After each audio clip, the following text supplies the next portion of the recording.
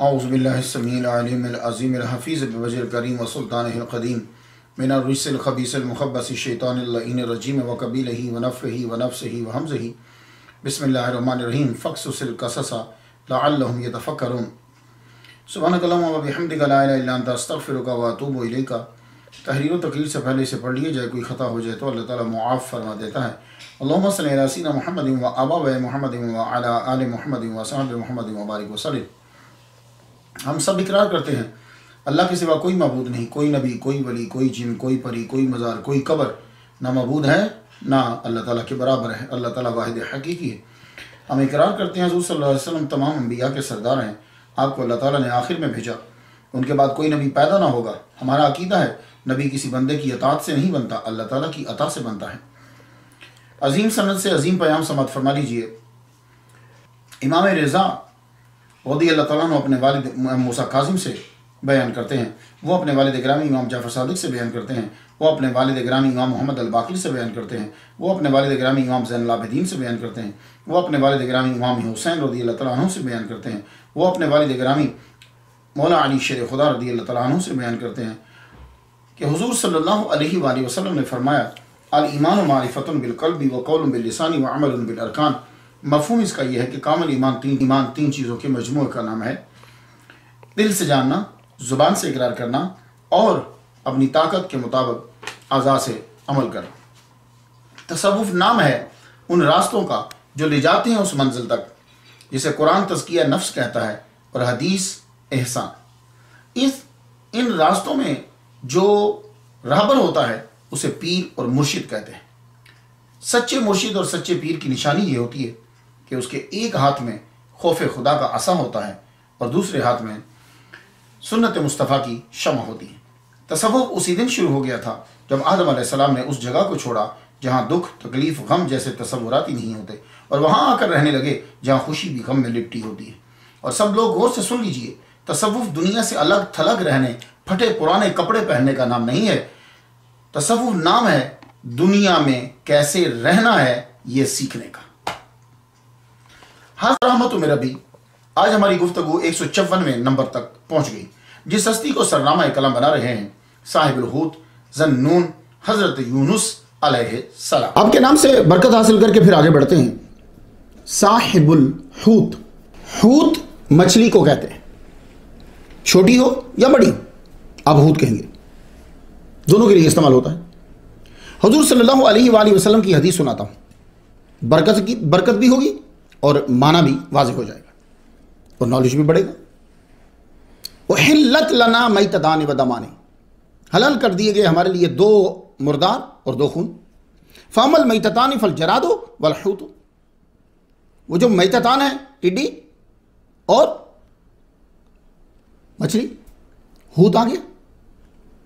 तो मछली जो है ये मरी भी होती है, जब आप लेने जाते हैं तो हलाल आपके लिए, क्योंकि वह अम्मद दमान है, और वो जो खून फत्तेहालो वल काबिदो, कलेजी और तिली। दमे मसफू हराम होता है, ये याद रखिएगा, चलने वाला खून जो है ना, जो बह रहा है। इस हदीस मुबारक को मुस्नद इमाम अहमद, इब्न माजा, दाराकुतनी और बहकी ने रवायत किया। मुहद्दिसीन ने इस पर गुफ्तगू की है, लेकिन जिन्होंने कहा कि ये ज़ोफ़ है तो ज़ोफ़ दूसरी तुरक की वजह से वो दूर हो गया, तो अब यह ज़ईफ़ नहीं है। हदीस मुबारका से हूत का माना मालूम हुआ मछली। दो काम हो गए, हदीस से सुन ली, बरकत हासिल होगी, माना भी होगा। बरकत के लिए एक और समात फरमाए। पूरी हदीस बुखारी शरीफ किताब मनाकिबिल अंसार और किताब तफसीर के अंदर है। मैं किताब बताता हूँ, चैप्टर जिसे आप कहते हैं ना, तो पेजेस बताऊंगा ना या हदीस का नंबर बताऊंगा तो आपको फिर भी मुश्किल होगी, लेकिन इसमें मुश्किल नहीं होती। किताब लीजिए, आगे जो मैं बताता हूँ ना, किताबो बुखारी शरीफ, उसके अंदर किताबों का माना चैप्टर होता है, तो फिर चैप्टर होगा उसके अंदर, उसमें ढूंढना आसान हो जाएगा आपके लिए। तो किताबों मनाकिबिल अंसार, हदीस शरीफ जो है वो तवील है, मैं खुलासा बताता हूँ आपको और लफ्ज़ बताता हूँ। हुज़ूर सल्लल्लाहु अलैहि वसल्लम से 3 सवाल पूछे जिसका जवाब सिर्फ नबी ही दे सकता था।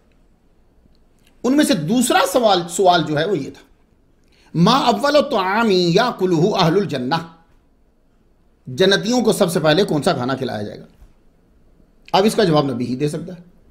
तो हुजूर सल्लल्लाहु अलैहि वसल्लम ने जवाब दिया, फज़ियादतो काबिदिल हूती, मछली की कलेजी का बड़ा हुआ हिस्सा। आपको साहिबुल हूत, मछली वाला कहते हैं यूनुस अलैहिस्सलाम को। अल्लाह ने आपको इस लक़ब से पुकारा है। सूरतुल क़लम आयत नंबर 48, वला तकुन कसाहिबिल हूती इज़ नादा वहुवा कज़ीम। कज़ीम बमाना मग़मूम करेंगे हम। तो साहिबिल हूत यूनुस अलैहिस्सलाम का लक़ब अल्लाह ने कहा, सूरह क़लम के अंदर। ज़न्नून, ये दूसरा लक़ब है आपका। सूरतुल अंबिया आयत नंबर 87 से सुने, अल्लाह फरमाता है, वज़न्नूना इज़ ज़हबा मुग़ादिबन फ़ज़न्ना अल्लन नक़दिरा अलैहि। तो अन्नून जो है ये मुफ़रद है, इसकी जमा आती है अनवान, अलिफ के साथ, अनवान, नीनान, ये इसकी जमा आती है। नून मछली, जमा अनवान मछलियाँ, नीनान मछलियाँ। अब इसका माना मछली होता है, फिर बरकत करी हदीस सुन लीजिए। कुछ लोगों का ये ख्याल है कि ये सिर्फ स्टोरी है, ऐसा हरगिज़ नहीं है। इसमें बहुत से मसाइल, अहादीस, कोशिश की जाती है कि हमारी उनकी बारगाह में मकबूलियत हो जाए और हमारा नजराना मकबूल हो जाए। तो नजराना कबूल तभी होता है जब उसके अंदर खुलूस और पूरी मेहनत शामिल हो। तो सरकार की बारगाह में, अंबिया की बारगाह में यह नजराना होता है। इसलिए बहुत सारी चीज़ें हुई, इसलिए ध्यान से सुना करें। तो नून का माना, अब मैं हदीस मुबारका से वाज़ेह करता हूँ। मुस्लिम शरीफ में हूद की जगह पे नून इस्तेमाल किया गया। हदीस से इबारत सुने बरकत और माना के लिए। कालल यहूदियो, यहूदी ने यह कहा, यानी पूछा, फमा तुहफतुहुम हीना यदखुलून अल जन्नता, जब जन्नती जन्नत में जाएंगे तो उनको तोहफा सबसे पहले क्या मिलेगा? तो काला, हुजूर ने जवाब दिया, ज़ियादतु कबिदिन नूनी, मछली की कलेजी का बड़ा हुआ टुकड़ा। तो अब आपसे कोई पूछे कि हूत का माना क्या है, नून का माना क्या है, तो आपने दलाइल के साथ बता देना है कि हूत का माना भी मछली होता है, नून का माना भी मछली होता है। नून के कुछ और माना भी बयान किए जाते हैं, लेकिन अभी हमारी गुफ्तगू इसी पे। यूनुस बिन मत्ता, अक्सर हम उर्दू के अंदर पढ़ते हुए मत्ती पढ़ जाते हैं। मत्ती, ये मत्ती नहीं है, मत्ता है। ये अरबी जुबान में आपका इसमें जाती है यूनुस। आपको ईसाई यूना पुकारते हैं, तो यूना यहां आगे यूनुस हो गया अरबी में। आपका नाम यूनान भी है। अक्सर जो इब्रानी तराजिम हैं, जब मैं अरबी में पढ़ता हूं उसे, तो वहां आपका नाम यूनान लिखा हुआ है। तो ये यूनुस 4 हरफी नाम कुरान मजीद में 4 मरतबा आया है। यूनान का इब्रानी जुबान में माना एक कबूतर भी होता है। शायद यही वजह है कि मैं किताब का मुताला कर रहा था तो उसने यूनुस अलैहिस्सलाम का माना, यूनुस का माना कबूतर लिख दिया। हो सकता है कि उसने असल यूनान का माना जो है वो यूनुस के माना में लिख दिया। हुजूर सल्लल्लाहु अलैहि वसल्लम ने आपका नाम यूनुस ही बताया। हम अक्सर इसे अपनी ज़ुबान में यूनस कह देते हैं। वो वजह ये बनती है कि एट ए टाइम 2 पेश बोलना बड़ा मुश्किल हो जाता पंजाबियों के लिए, जिनकी ज़ुबान भारी है उनके लिए यूनुस बहुत मुश्किल हो जाएगा, तो वो यूनस बोल देते।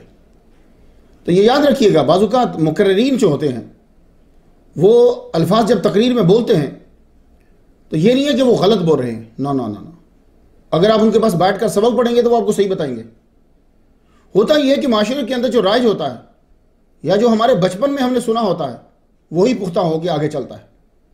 अगर आप उनसे पूछेंगे कि जी जनाब इसका असल प्रोनाउंसिएशन क्या है, तो वो आपको सही बताएंगे। इसलिए कभी आपको प्रोनाउंसिएशन मालूम हो और आप सुने कि मुकर्रिर जो है वो उलट बोल रहा है, तो आप ये ना कहें कि इसने गलती की है।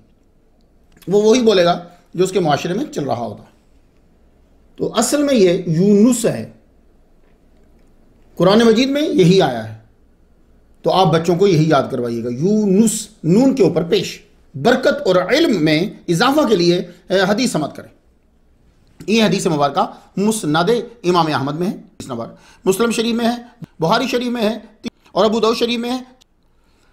अब जरा जुमला सुन लीजिएगा बरकत के लिए। ला यंबगी ले अब्दिन अन यकूला अना खैरुम मिन यूनुसा बिन मत्ता।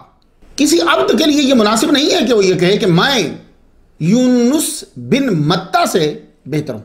एक और हदीस मत फरमाएं, यह बुखारी शरीफ में है, किताबुत तफसीरे में मिलेगी, और तिरमिज़ी शरीफ में किताबुत तफसीरुल कुरान उसी में मिलेगी, इब्न माजा में किताबुज़ ज़ुहद के अंदर मिलेगी। हुज़ूर सल्लल्लाहु अलैहि वसल्लम ने फरमाया, मन क़ाला आना खैरुन मिन यूनुसा इब्न मत्ता फ़क़द कज़ब।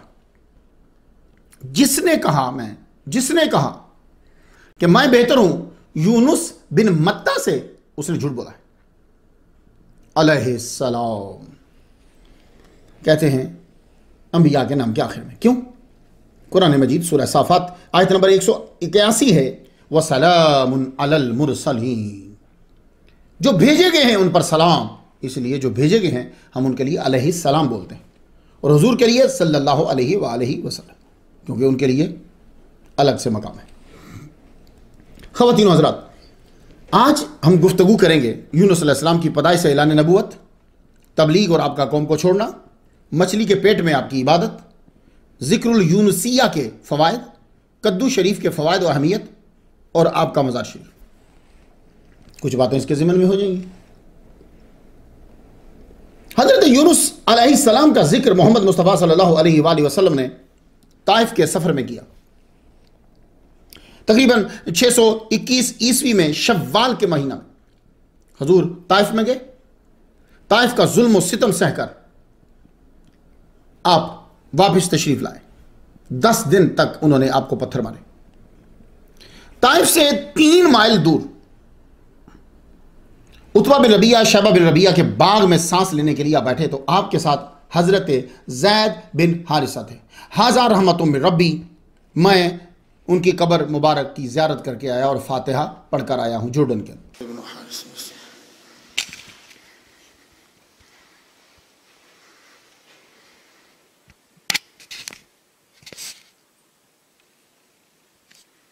रोज़ा मुबारक ज़ैद बिन हारिसा इंशाअल्लाह।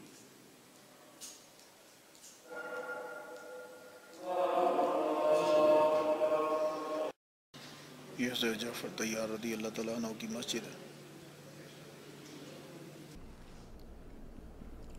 अब जब दोनों बैठे हैं तो उस बाग के माली ने, उनका नाम था अद्दास, आपके सामने अंगूर रख दिए। हुजूर सल्लल्लाहु अलैहि वसल्लम ने बिस्मिल्लाहिर्रहमानिर्रहीम कहकर अंगूर जो है वो दिए। जो ही इन्होंने बिस्मिल्लाहिर्रहमानिर्रहीम पढ़ा तो अद्दास कहने लगे, आप कौन हो? ये अल्फाज लोकल नहीं है। हुजूर ने पूछा, आप कहां से हो? आपका दीन क्या है? अर्ज की, मैं नसरानी हूं, मैं नई नवा से हूं। हुजूर सल्लल्लाहु अलैहि वसल्लम ने मुस्कुराते हुए फरमाया, ओ, आप नेक हस्ती यूनुस बिन मत्ता के गांव से हो? अद्दास पूछने लगे, आपको उनके बारे में कैसे मालूम? हुजूर ने फरमाया, वो मेरा भाई है। काना नबियन व आना नबियुन, वो अपने इलाके के नबी थे, अब मैं नबी हूं। अद्दास आगे बढ़े, आपका सर चूमा, हाथ चूमे, फिर पांव चूमे। तो चूमना शिर्क नहीं है, क्योंकि हुजूर तौहीद की तबलीग करने गए हुए थे ताइफ में, ठीक है ना। यह वाक़या आपको तबरानी शरीफ में मिलेगा, सुबुलुल हुदा व रिशाद में मिलेगा, असीरतुन नबविया में मिलेगा जो इब्न हिशाम की है, और सीरत की तमाम कुतुब में मिलेगा जिन्होंने ताइफ के सफर को जिक्र किया है। तो चूमते हुए और झूमते हुए हजरत अद्दास रज़ी अल्लाह तआला अन्हु ने यह कहा, या सय्यदी मा फिल अर्द शैउन खैरुन हाज़ा लक़द अख़बरनी बिअम्रिन मा यअलमुहु इल्ला नबियुन। है मेरे सरदार, ऐ सैयद, मा फिल अर्द शैउन खैरुन हाज़ा, इससे बेहतर जमीन पे कोई चीज नहीं है जिसकी तूने मुझे खबर दी। और यह मामला नहीं कोई जानता सिवाय नबी के। यह तफसीर बागावी में है, सूरतुल अहकाफ की तशरीह जब हो रही होगी सफ़ा 1190 पे, और अल बिदाया व निहाया में भी है। मैं किताबें बता देता हूँ कि कुछ लोग बेचारे PhD कर रहे होते हैं, कुछ लोग उन्हें तकरीर करना होती है तो वो फिर जाकर खुद ढूंढ लें। और ये मेरी गुजारिश है सबसे कि बावजूद इस बात के कि मैं बता दूँ, मैं भी बहुत तहकीक करता हूँ, किताब में लिखा हो तो मैं फिर जाकर बुक को भी देखता हूँ लेकिन कभी कभी गलती हो सकती है।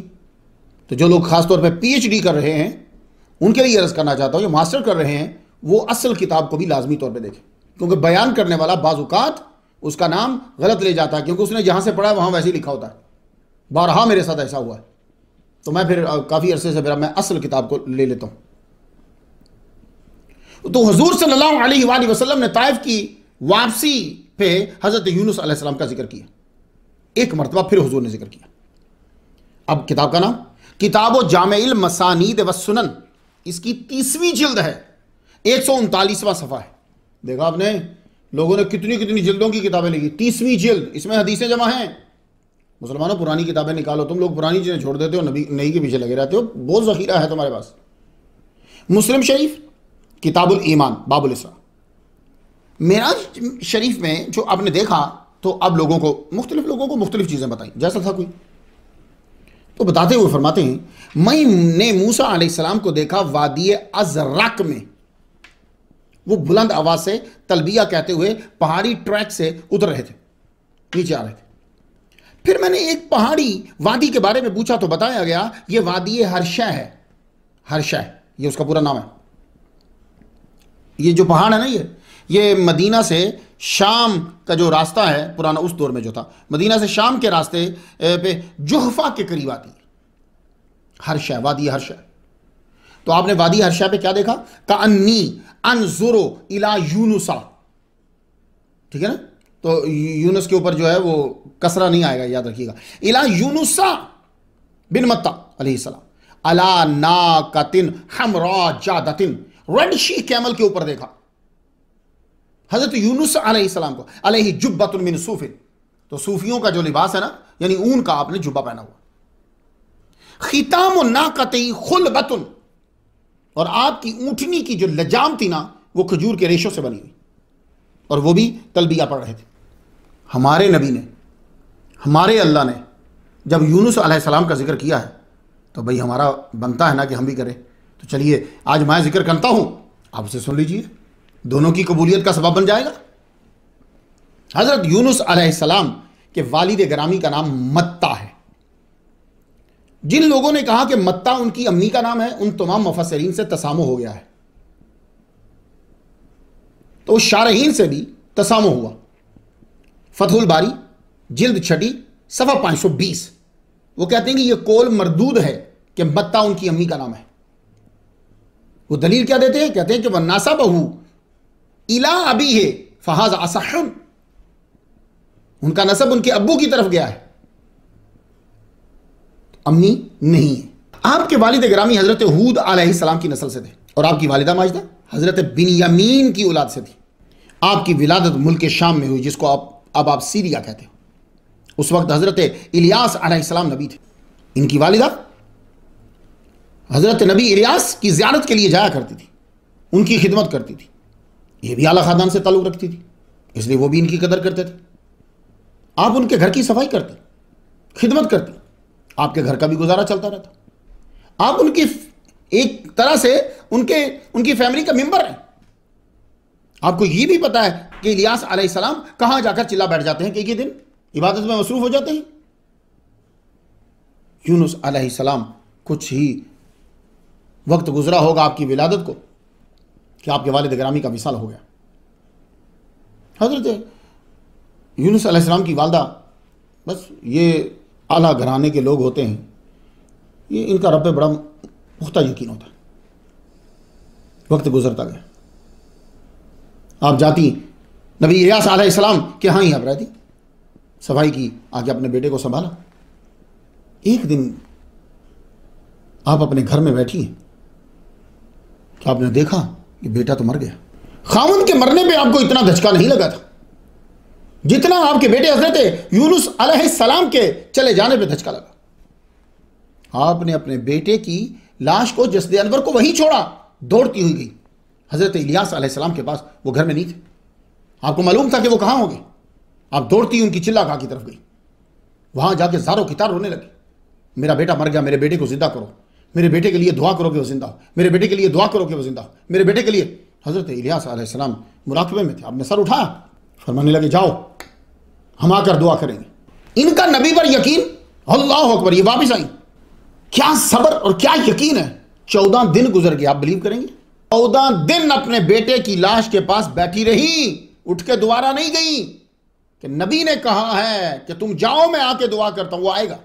14 दिन के बाद हजरत इलियास अलैहिस्सलाम वापिस आए, ताजा वुजू फरमाया, अल्लाह को सजदा किया, उठ के जो हाथ उठाए, फिर अल्लाह ने खाली ना लुटाए, बच्चा मां मां कहता हुआ उठ खड़ा हुआ। हजरत अब इस वाक़े से देखा जाए तो अब पता नहीं 800 साल बनते हैं या कितने बनते हैं, तो इसलिए वाक़यात के अंदर बाज़ औक़ात तारीख़ मैच नहीं करती, तारीख़ को मैच करते हैं तो वाक़या मैच नहीं करता, ऐसा हो जाता है।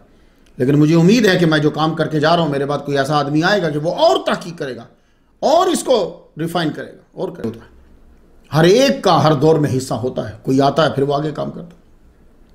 इंशाअल्लाह रहमान एक दौर आएगा, तसव्वुफ़ का एक पूरा मजमूआ क्लियर और साफ़ होकर तुम लोगों की नज़रों के सामने आ जाएगा। ये मैं ही जानता हूँ कितनी मेहनत करना पड़ती है, और ये कोई अदारा नहीं है ना, इंडिविजुअल काम चल रहा है। बस अल्लाह मदद कर रहा है और अल्लाह ताला हमसे ये काम ले रहा है, बस हमारे लिए यही बहुत बड़ी सादत है। आपके लिए ये है कि आप इसे आगे से आगे फैलाओ। वो किस तरह? खुद याद करके तकरीरें करो, खुद याद करके दूसरे को नसाह करो।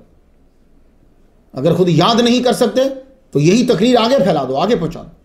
इसमें सिर्फ और सिर्फ हमारा मकसद, मेरा मकसद तो सिर्फ ये है, जैसे फरीदुद्दीन अत्तार रहमतुल्लाह अलैह ने स्टोरीज़ बयान की थी 96, अल्लाह ताला ने उनकी कब्र पर फरिश्ते उतारे थे, मैं तो इसलिए इसको बयान कर रहा हूँ। आप आगे चलाते रहो, हमारा और कोई मकसद नहीं है जी, कि मैं भी जब मरूँ तो मेरी कब्र पर भी फरिश्तों का नज़ूल हो, मेरे लिए भी दुआ करने वाले लोग हों। मेरा तो बस अल्लाह कबूल फरमाएगा इंशाअल्लाह। आप बड़े होते गए, इबादत भी उम्र के साथ साथ बढ़ती गई। हमारी उम्र के साथ शरारतें बढ़ती हैं, नबी बढ़ता है तो इबादत बढ़ती है, वो जो जो बड़ा होता जाता है इबादत और बढ़ती जाती है। आप माँ की खिदमत के अलावा सिर्फ अल्लाह की इबादत में ही नजर आते, जो आपको देखता या तो माँ की खिदमत कर रहे हैं या इबादत कर रहे हैं। उस दौर के नबी ने आपको जब भी देखा आपको इबादत में देखा। याद रखिए, उस दौर में नबी इस तरह होते थे जैसे आज के दौर में आपके यहाँ मौलवी होते हैं, इस मस्जिद का मौलवी, इस इलाके का मौलवी, उस इलाके का मौलवी, उस इलाके का मौलवी, ठीक है।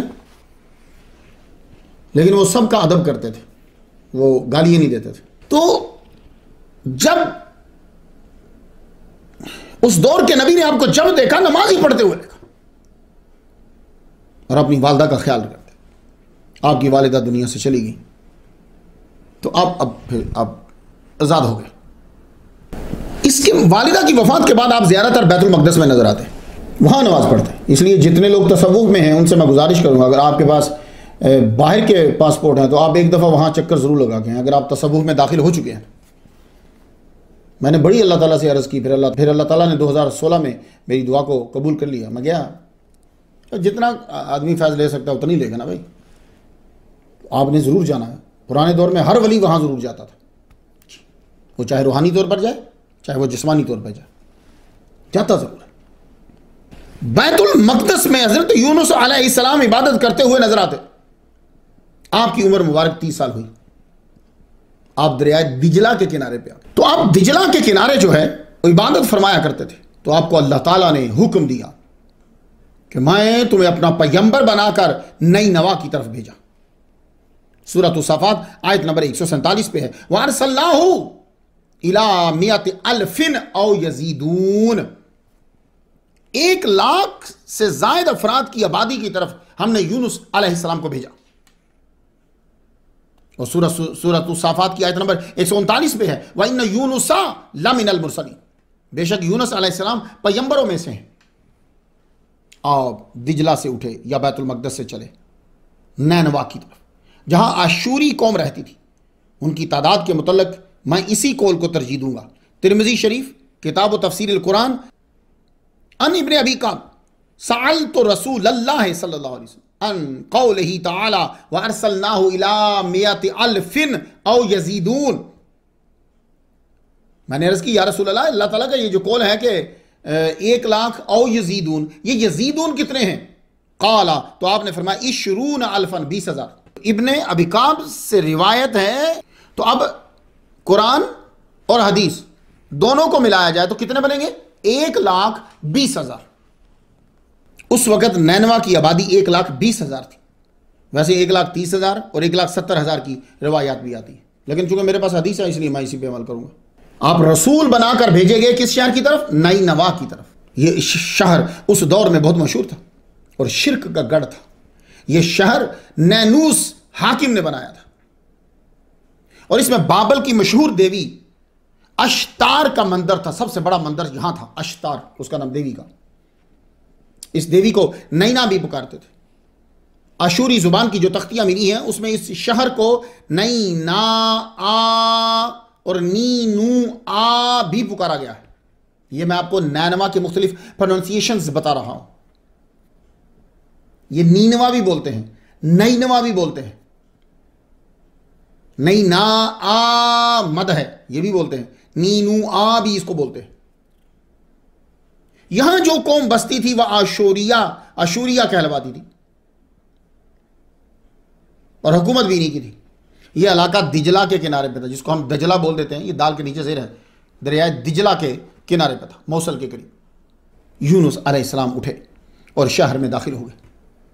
बड़े बड़े रश के मकामात पर खड़े होकर आपने तौहीद की तलकीन शुरू कर दी। आपने फरमाया ये क्या तुम औरत की पूजा कर रहे हो? ये अश्तार देवी थी ना, क्या इसकी पूजा करता? क्या देंगे ये तुम्हें? आप ऐसे नबी हैं कि यहूदी, ईसाई, मुसलमान तीनों आपको नबी मानते हैं। आप कहेंगे तू ये क्यों कह रहा है तीनों नबी मानते हैं? वजह यह है कि कुछ नबी हैं कि यहूदी उनको नबी नहीं मानते। मैं इसलिए कह रहा हूं कि तीनों इनको नबी मानते हैं। मुसलमानों के मुल्क में अगर मौलवी कमजोर हो माली और अफरादी लिहाज से तो मुखालिफ तमाम इल्मी, अखलाकी, माशरती, समाजी रवायात और अकदार को पसे पुश्त डालकर रख कर उसके खिलाफ शुरू हो जाते हैं। और फिर ला युहिब्बुल्लाहुल जहर बिस्सूइ मिनल कौल की वो धजियां उड़ाई जाती हैं। गीबत को मुख्तलिफ दलाइल और अल्फाज से ढांप कर पेश किया जाता है कि शैतान भी हंसता है कि क्या खिलाड़ी हैं यार ये लोग। तो आप सोचो यूनुस अलैहिस्सलाम का हाल क्या हुआ होगा नैनवा में। आप अकेले, न जमात न जमात खाना, 1,00,000 से ज्यादा अफराद की आबादी और शिर्क में मशहूर, बादशाहत भी बुत परस्तों की। आपने तबलीग जब शुरू की तो आप क्या समझते हैं क्या हुआ होगा? हर दिन मुखालिफत तो बढ़ी, नफरत तो बढ़ी, अकीदत नहीं बढ़ी। 33 साल के अंदर उस कौम में से 2 बंदे ईमान लाए, रूबील और मलीहा। नाम बता रहा हूं मैं आपको। ये जो रूबील है ये आपको मैं बताऊं, क्योंकि ये कौम तो बनी इसराइल के थे ना, तो उनके नाम भी ये रूबील बिन याकूब, ये याकूब अलैहिस्सलाम के बेटे का नाम है रूबील जी, लेकिन ये वो नहीं है। आपने इनके बारे में पढ़ना हो तो तफसीर तबरी के अंदर जिल्द इसकी 3 है, सफ़ा इसका 112 है, अगर अरबी की मिले तो 112 है। तो रूबील और मलीहा बस 2 ही लाए। हाँ, लेकिन आपने तबलीग को जारी रखा। वो आपकी तकजीब करते रहे, पत्थर मारते। आखिर आपने बद्दुआ की और कौम से ये कहा कि 3 दिन के बाद तुम पर अजाब आ जाएगा और उसकी ये निशानियां हैं, और खुद आप तशरीफ ले गए। यहां आपने वही का इंतजार करना था कि अल्लाह रुक जाऊं या मैं चला जाऊं। आपने गुमान किया कि अल्लाह इस अमल की बाज पुरस नहीं फरमाएगा। इसी को सूरतुल अंबिया आयत नंबर 87 पे यूं फरमाया, वज़न्नून इज़ ज़हब मुग़ादिबन फ़ज़न्न अल्लन नक़दिर अलैहि। ये कि अल्लाह पाक बाज पुरस नहीं करेंगे। मैंने तो तबलीग कर दी है, 33 साल गुजर गए हैं और अल्लाह ने कह भी दिया कि अज़ाब आएगा, तो अब तो मुझे निकल जाना चाहिए। तो उन्होंने वही का इंतजार नहीं किया। अब आप कहेंगे कि तू ये कैसे तर्जुमा कर रहा है कि वही का इंतजार नहीं किया? सूरतुल कलम की आयत नंबर 48 पढ़े तो आप भी यही कहेंगे कि वही का इंतजार नहीं किया उन्होंने। वो कैसे? अल्लाह पाक अपने नबी से कहता है सूरतुल कलम में, फस्बिर लिहुक्म रब्बिका, अपने रब के हुक्म का इंतजार कर। तो रब का हुक्म क्या होता है? वही। यानी है मोहम्मद मुस्तफ़ा आप वही का इंतजार करिए। वला तकुन का साहिबिल हूत, मछली वाले की तरह मत हो जाइए। क्या मतलब? हुजूर तो मछली वाले की तरह ही हैं, नबी हैं, वो भी नबी, ये भी नबी, खुद कह रहे हैं कि काना नबीयन आना नबीयुन, वो मेरा भाई है। क्या मतलब? यानी उन्होंने वही का इंतजार नहीं किया था। यह मुशाबत इस शय में होगी तो आप वही का इंतजार कीजिए, उन्होंने वही का इंतजार नहीं किया था। तो ये बात है। अब मुफस्सिरीन ने पता नहीं क्या क्या तर्जुमे कर दिए यार लेने बढ़ाने के लिए। और ज़न्नून को याद कीजिए, जब वो गज़बनाक होकर निकले सो उन्होंने ये गुमान किया कि हम हरगिज़ उन पर तंगी नहीं करेंगे। कौम को जब अज़ाब का असर दिखा तो दौड़े, यूनुस किधर है, यूनुस किधर है, तलाश करो वो किधर है। उसने कभी 33 साल में झूठ नहीं बोला, ढूंढो। ये अभी 3 दिन के बाद अज़ाब आना था ना पूरा, तो ये अभी सिर्फ निशानी थी पहली। वो पहली निशानी पे नबियों के पीछे भाग गया, दौड़े, नबी ढूंढो, नबी ढूंढो, नबी ढूंढो, मुश्किल में नबी ढूंढो है। कौम मुश्किल में नबी ढूंढो। जो कौम मुश्किल में नबी के पीछे भागती है वो बचती है। जब नबी नहीं मिला फिर वो दूसरे इलाके के नबी के पास गए, उनसे जाके ये कहा कि हमारा क्या बनेगा। वो कहने लगे बस नबी ढूंढो अपना, तुम्हारे नबी के ढूंढने में ही तुम्हारी निजात है जी। तो वो दूसरे इलाके का नबी इस इलाके में मुदाखलत नहीं करेगा। वो ऐसे ही होते थे जैसे आज के दौर में मौलवी होते। जाओ अपना नबी ढूंढो। क्यों? ये बिजनेस नहीं है। बिजनेस होता तो वो लोगों को बिठा लेते। तो जब खुदा की तालीम फैलानी होगी तो फिर हर मौलवी दूसरी मौलवी की इज्जत करेगा। मैं इसलिए कहता हूं अल्लाह के बंदो, बाकियों को छोड़ो, ईसाइयों यहूदियों से इत्तेहाद इत्तफाक तो बाद में करते रहो, पहले अपने मसलक वालों की तो इज्जत करो। मैं सब की इज्जत करता हूं। लोग मेरे, तू उससे पैसे ले रहा है, तू उससे पैसे ले रहा है, यार आके देखो तो सही मेरी हालत क्या है, कौन मुझे पैसे दे रहा है। मैं तो मुलाकात भी नहीं किसी से करता, मेरे तो फोन पे भी बात नहीं होती। कोई आ जाता है यहां तो मेजबानी कर देते हैं उसकी। पहले अपनों की करो। हम अपनों को काफर बना रहे हैं और दूसरों से इत्तेहाद और इत्तफाक कर रहे हैं। औलिया के अंदर यह चीज मैंने देखी। औलिया दूसरे वली की जगह में मुरीद नहीं करते किसी। कुतुबुद्दीन बख्तियार काकी रहमतुल्लाह अलैह से जब बाबा फरीदुद्दीन गंज शक्कर ने मुल्तान में यह कहा था मैं आपकी बात करना चाहता हूं, और दूसरे बंदों ने जब यह कहा था कि हम आपकी बात करना चाहते हैं, फरमाया लगे ये इलाका मेरा नहीं है, यह बहाउद्दीन ज़करिया मुल्तानी का है। जब हर तरफ से उनको जवाब मिल गया, अब अल्लाह ताला ने उनको वहां से जाने की वही क्यों नहीं की थी? क्यों? अल्लाह जानता था, क्योंकि अल्लाह तो गया हर चीज जानता है। अल्लाह जानता था कि ये कौम इस नबी के कदमों में आएगी और अल्लाह लाना चाहता था। 33 साल जिसने दुख बर्दाश्त किए हैं वो सारी कौम तड़पती हुई उसके कदमों में आए। अब ये कौम दर बदर फिर रही। यूनुस अलैहिस्सलाम वही का इंतजार किए बगैर कौम को छोड़कर चले गए, लेकिन ये भी उनकी तरक्की दर्जात का सबब बन गया। उनके जाने से हमें एक ज़बरदस्त वजीफ़ा मिल गया। हर चीज़ के अंदर उन लोगों के हर काम में ही हम लोगों का फ़ायदा है।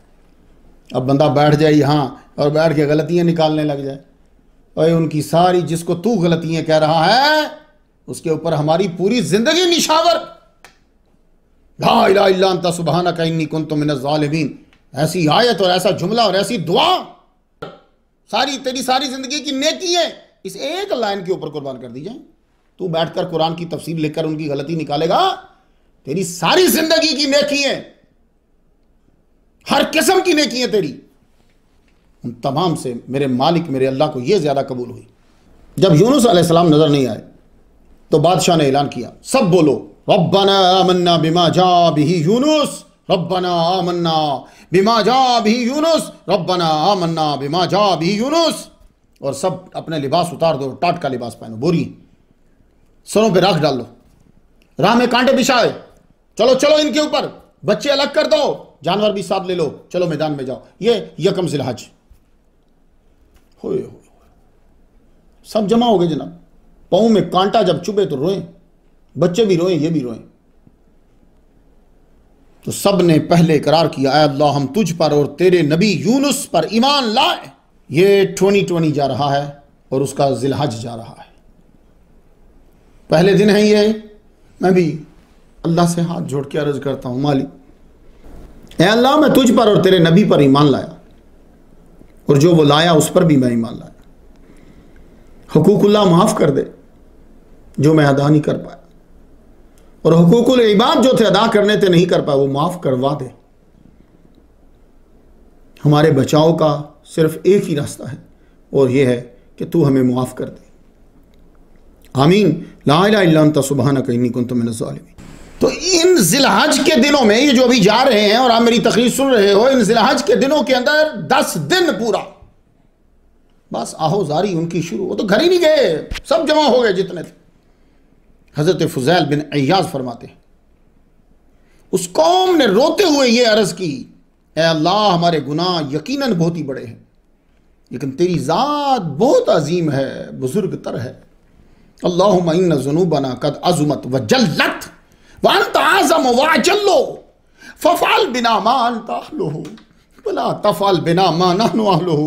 अपनी शान के मुताबिक हमसे सुलूक कर, हमारी औकात के मुताबिक सुलूक न कर। क्या यार जबरदस्त जुमला था। वो जब रोए, बच्चे रोए, सब रोए, 10 दिन रोते रहे। वो पहली निशानी पे ही अजाब रुक गया, आगे बढ़ा ही नहीं। अल्लाह ताला ने 10 जिलहज को अजाब टाल दिया। अमेरिका में ये जो जुमुआ का खुतबा दिया है वो भी मैंने इसी बात पे दिया। अब वो जिस तरह का खुतबा है आप भी जरा सुन लीजिए, यहां से थोड़ा सा डिफरेंट होता है। First 10 days of Zulhijjah are excellent, even for those who are not performing the Hajj. Prophet Muhammad sallallahu alaihi wasallam has said about the first 10 days of Zulhijjah, there are no days in which righteous deeds are more beloved to Allah Ta'ala than these 10 days. This hadith mubarak mentioned in Bukhari and Darimi Sharif. ये 10 दिन जबरदस्त है, excellent है, even के उनके लिए भी कि जो हज नहीं कर रहे। हजूर सल्लल्लाहु अलैहि वसल्लम ने इन पहले 10 दिनों के बारे में फरमाया कि जो भी नेक काम किए जाते हैं वो बहुत ज्यादा अल्लाह को महबूब होते हैं। सेम वही काम अगर दूसरे दिनों में करें, होते तो हैं महबूब, लेकिन वही काम जब इन दिनों में करते हो तो ज्यादा मोहब्बत जो है वो बढ़ जाती है। ये बुखारी शरीफ। It is narrated from Ibn Umar radiyallahu ta'ala anhu that the Prophet sallallahu alaihi wasallam said there are not any days greater than these 10 days.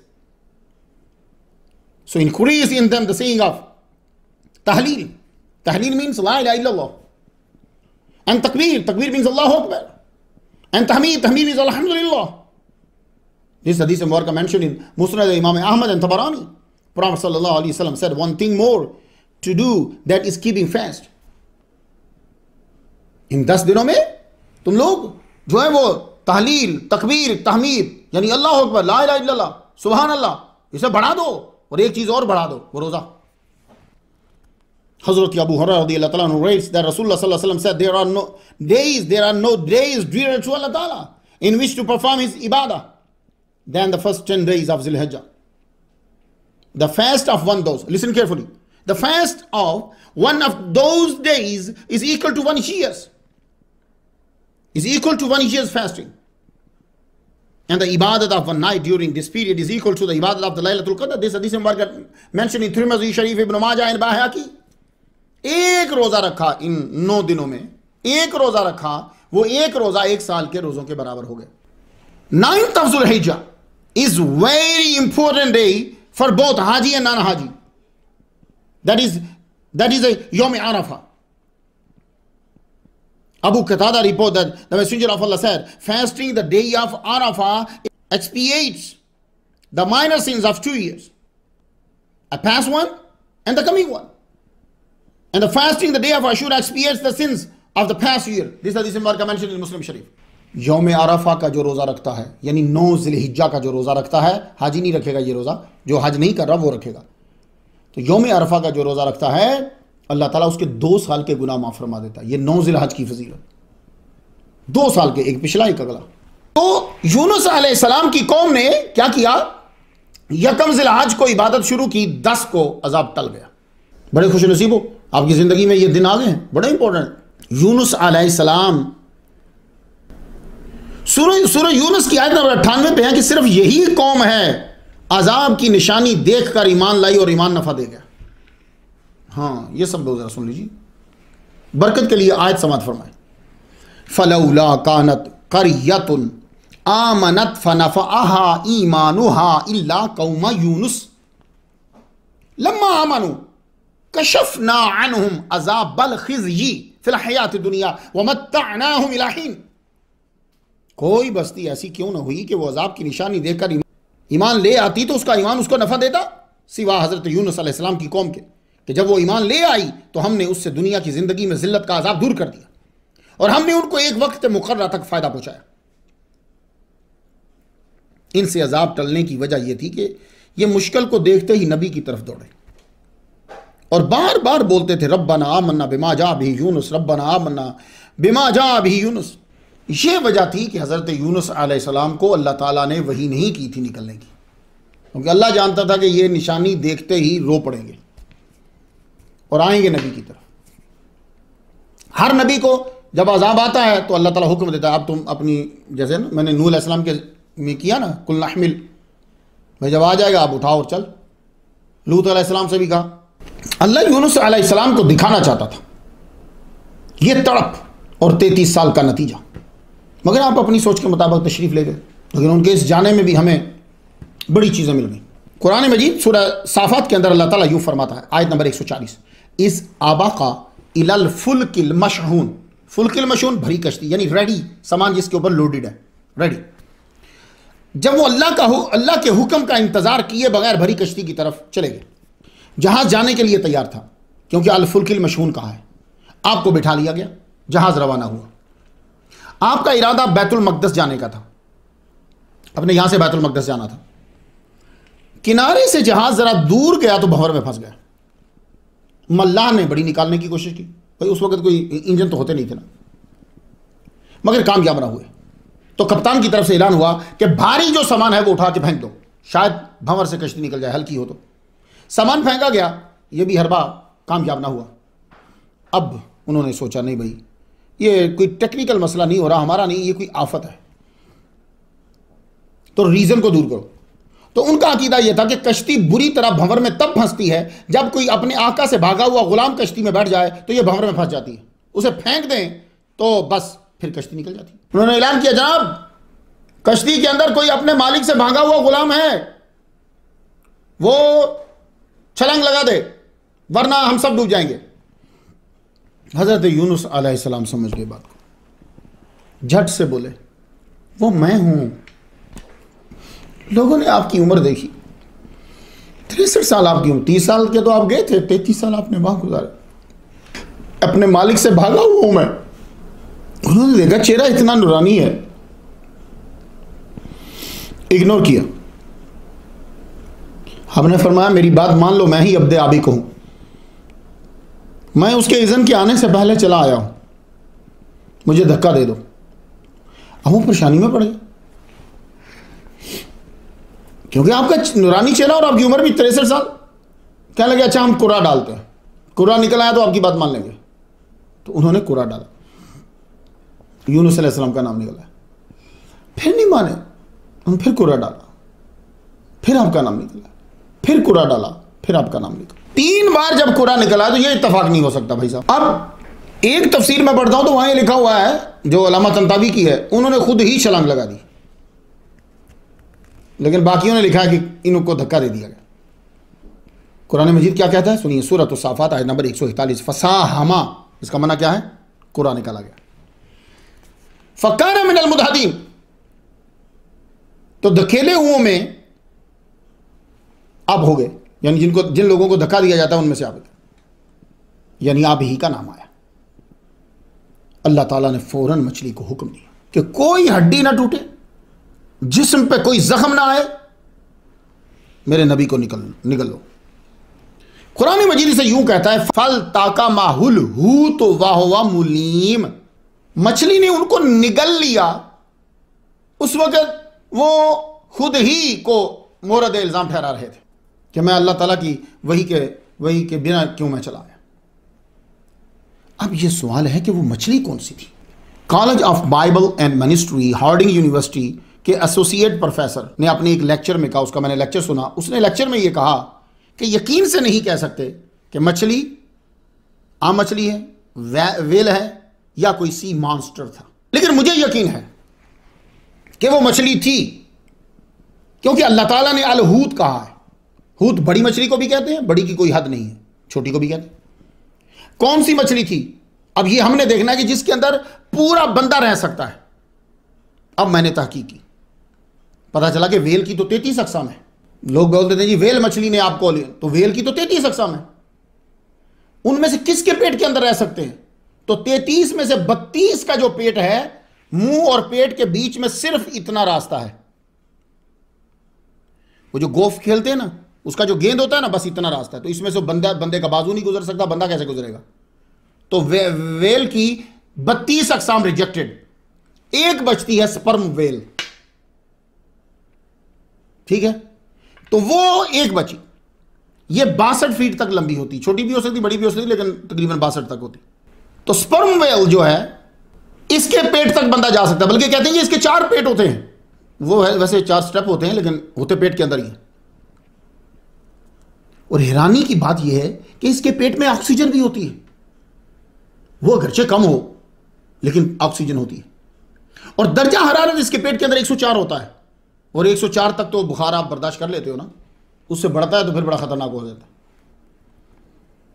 तो जो ही आप फुल्क से पानी में आए तो अल्लाह ने मछली को हुक्म दिया, फौरन मुंह खोल। उसने मुंह खोला, यूं वो नीचे से, उसकी आदत ही है, वो मुंह खोलती है ऐसे है ऊपर, तो चीज आ रही हो तो सीधा अंदर जाती है। और नबी को समूचा निकल ले, समूचा का माना पूरा होता है, पूरा निकल, खराश नहीं आई। फल ताकामाहुल हूत, सूरह सफात, आपको मछली ने निकल लिया। इल ताकामा का माना निकलना होता है, पूरा निकलना, और तेजी से। क्यों इल ताकामा का माना तेजी से? इसलिए कि ये दांत असरअंदाज नहीं होंगे, ऐसे सीधा अंदर, चबाया भी नहीं। वेल ने इसी तरह किया। कुछ लोगों का यह सोचना है कि जी आप जबड़ों के साथ लटक गए होंगे, तो जबड़ों के साथ अगर कोई लटक जाए तो बंदा बच सकता है। वो किसी भी वेल मछली के साथ, एक वेल वो होती है कि जिसके जबड़े होते ही रेशे जैसे हैं, दांत होते ही नहीं, आप उसमें फंस जाओ। मगर मुझे इस सोच को तस्लीम करने से कुरान और तफसीर के अल्फाज रोक रहे हैं कि आप मुंह के किसी एरिए में लटके हुए नहीं थे। पहली बात, कुरान कहता है फल ताकामाहुल हू, तो ये पहली दलील है मेरी, निगल लिया। तो जो मुंह में रहे उसको निगलना नहीं कहते। मछली के जबड़ों में कुछ अटक जाए तो ये 2 घंटे बाद आकर स्पिट कर देती है, क्योंकि उसको तकलीफ होती है, याद रखिएगा। उसकी कोशिश होती है कि ये निकल जाए, और वो आगे स्पिट कर देती है। तो आप कैसे 3 दिन तक जबड़ों के साथ लटके रहे हैं? और फिर तीसरी मेरी दलील यह है, आपने मछली के पेट में पहुंचते ही इबादत शुरू कर दी और सजदा किया। अर्ज किया है मेरे अल्लाह, मैं ऐसी जगह को सजदा का बना दूंगा कि जो किसी ने ना बनाई हो। वत्तखज़तु लका मस्जिदन हैसु लम यत्तखिज़हु अहदन, इब्ने अबी दुनिया ने इसको लिखा है। मैं ऐसी जगह को सजदा का बनाऊंगा, मस्जिद से मुराद सजदा का, ऐसी ही जगह को सजदा का बनाऊंगा किसी ने नहीं बनाई होगी। तो अब अगर ये मुंह में थे तो ये तो बाहर आ जाने चाहिए। आदमी सजदा कर रहा हो तो निकल जाएगा, तो आप पेट में थे। और फिर अल्लाह ताला ने फरमाया सूरतुल अंबिया में, फनादा फिज़्ज़ुलुमात, उसने अंधेरों में मुझे पुकारा है। जुलुमात जमा है ना, मोर देन 3 होगा, मोर ही होगा। 3 जुलुमात, पानी का अंधेरा, रात का अंधेरा, पेट का अंधेरा। और अगर तुम कहो कि जबड़े में थे तो ये 3 जुलुमात जमा नहीं हो सकते। क्यों? क्योंकि उसे सांस लेने के लिए 1-2 घंटे के बाद, 1 घंटा तो रहती है वो, 2 घंटे भी रह सकती है, 2 घंटे के बाद उसको लाजमी ऊपर आना होता है। टोनो खुराक लेने के लिए उसको मुंह खोलना होता है, तो लाइट अंदर जाती है। तो मेरे पास ये हैं दलीलें। तो जमा जुलमात सही है, रात का अंधेरा, गहरे पानी का अंधेरा, क्योंकि ये 1000 फीट तक नीचे जाती है ये, तो गहरे पानी का अंधेरा और पेट का अंधेरा।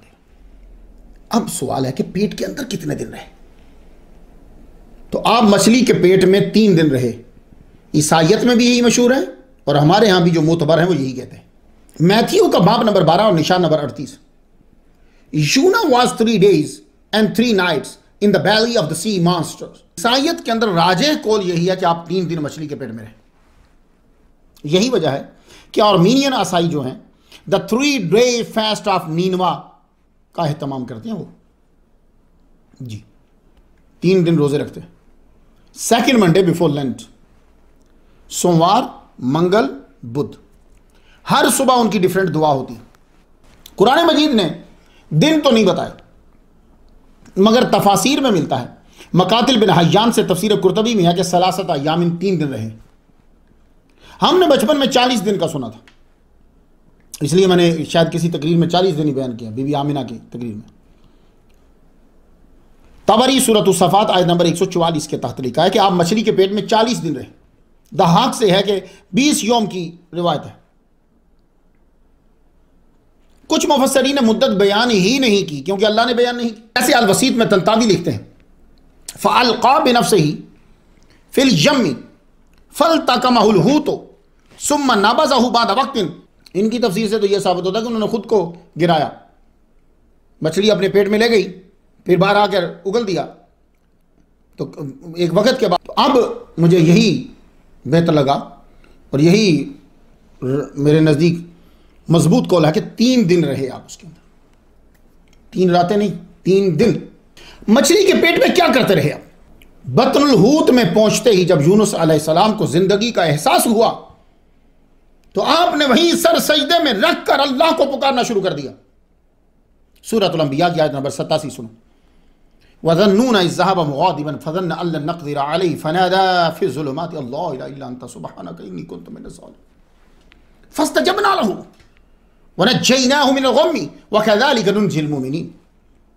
यूनुस अलैहिस्सलाम ने सजदे में सर रखकर पढ़ना शुरू किया, ला इलाहा इल्ला अन्ता सुब्हानका इन्नी कुन्तु मिनज़ ज़ालिमीन, ला इलाहा इल्ला अन्ता सुब्हानका इन्नी कुन्तु मिनज़। पता नहीं कितना पढ़ते रहे। अगर आयत करीमा से ना पढ़ते तो हश्र तक मछली के पेट में ही रहते, आपका विसाल इसी में हो जाता, फिर आपको उस वक्त उठाते जब सब उठाए जाते। आयत समात कीजिए, सूरत सफ़ात की आयत नंबर 143 और 144। फलौला अन्नहु कान मिनल मुसब्बिहीन ललबिस फी बत्निही इला यौम युबासून। मुसब्बिहीन का माना मुफस्सरीन ने सलात कर दिया है। असल में क्या होता है कि जब एक एक टुकड़े का तर्जुमा करते हैं, फिर जिसका जो दिल चाहे वो कर ले, सारी मिला के करेंगे तो फिर मुसब्बिहीन, अगर वो ला इलाहा इल्ला अन्ता सुब्हानका इन्नी कुन्तु मिनज़ ज़ालिमीन ये ना पढ़ते, तस्बीह बयान ना करते, तो हमेशा के लिए यौम युबासून यानी सारा कुछ तबाह हो जाए, यौम युबासून, फिर उसके बाद हशर में जाके उठते।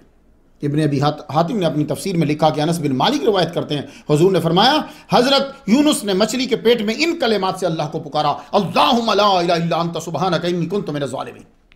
इसको ज़िक्रुल यूनुसिया भी कहते हैं। ये एक और नाम सुन लीजिए, सुन ये ला इलाहा इल्ला अन्ता सुब्हानका इन्नी कुन्तु मिनज़ ज़ालिमीन बचपन से हम कहते हैं आया करीमा, ठीक है ना। वैसे तो आयत होती है ना, एक साइन से लेकर दूसरे साइन तक, उसको आयत कहते हैं।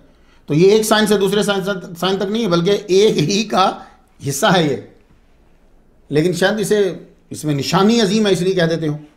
ये ज़िक्रुल यूनुसिया है, हालांकि ये खुद सूरतुल अंबिया की आयत नंबर 87 का ये हिस्सा है, तो पूरी आयत तो ये बनती नहीं है। इसकी पावर का अंदाजा इस बात से लगा लो कि अल्लाह फरमा रहा कि अगर ये तस्बीह न करते तो बाहर ना आते, तब ही उठते जब सब उठते। हुजूर सल्लल्लाहु अलैहि वसल्लम ने भी ला इलाहा इल्ला अन्ता सुब्हानका इन्नी कुन्तु मिनज़ ज़ालिमीन की अहमियत वाज़ेह कर दी। प्रमाण क्या है?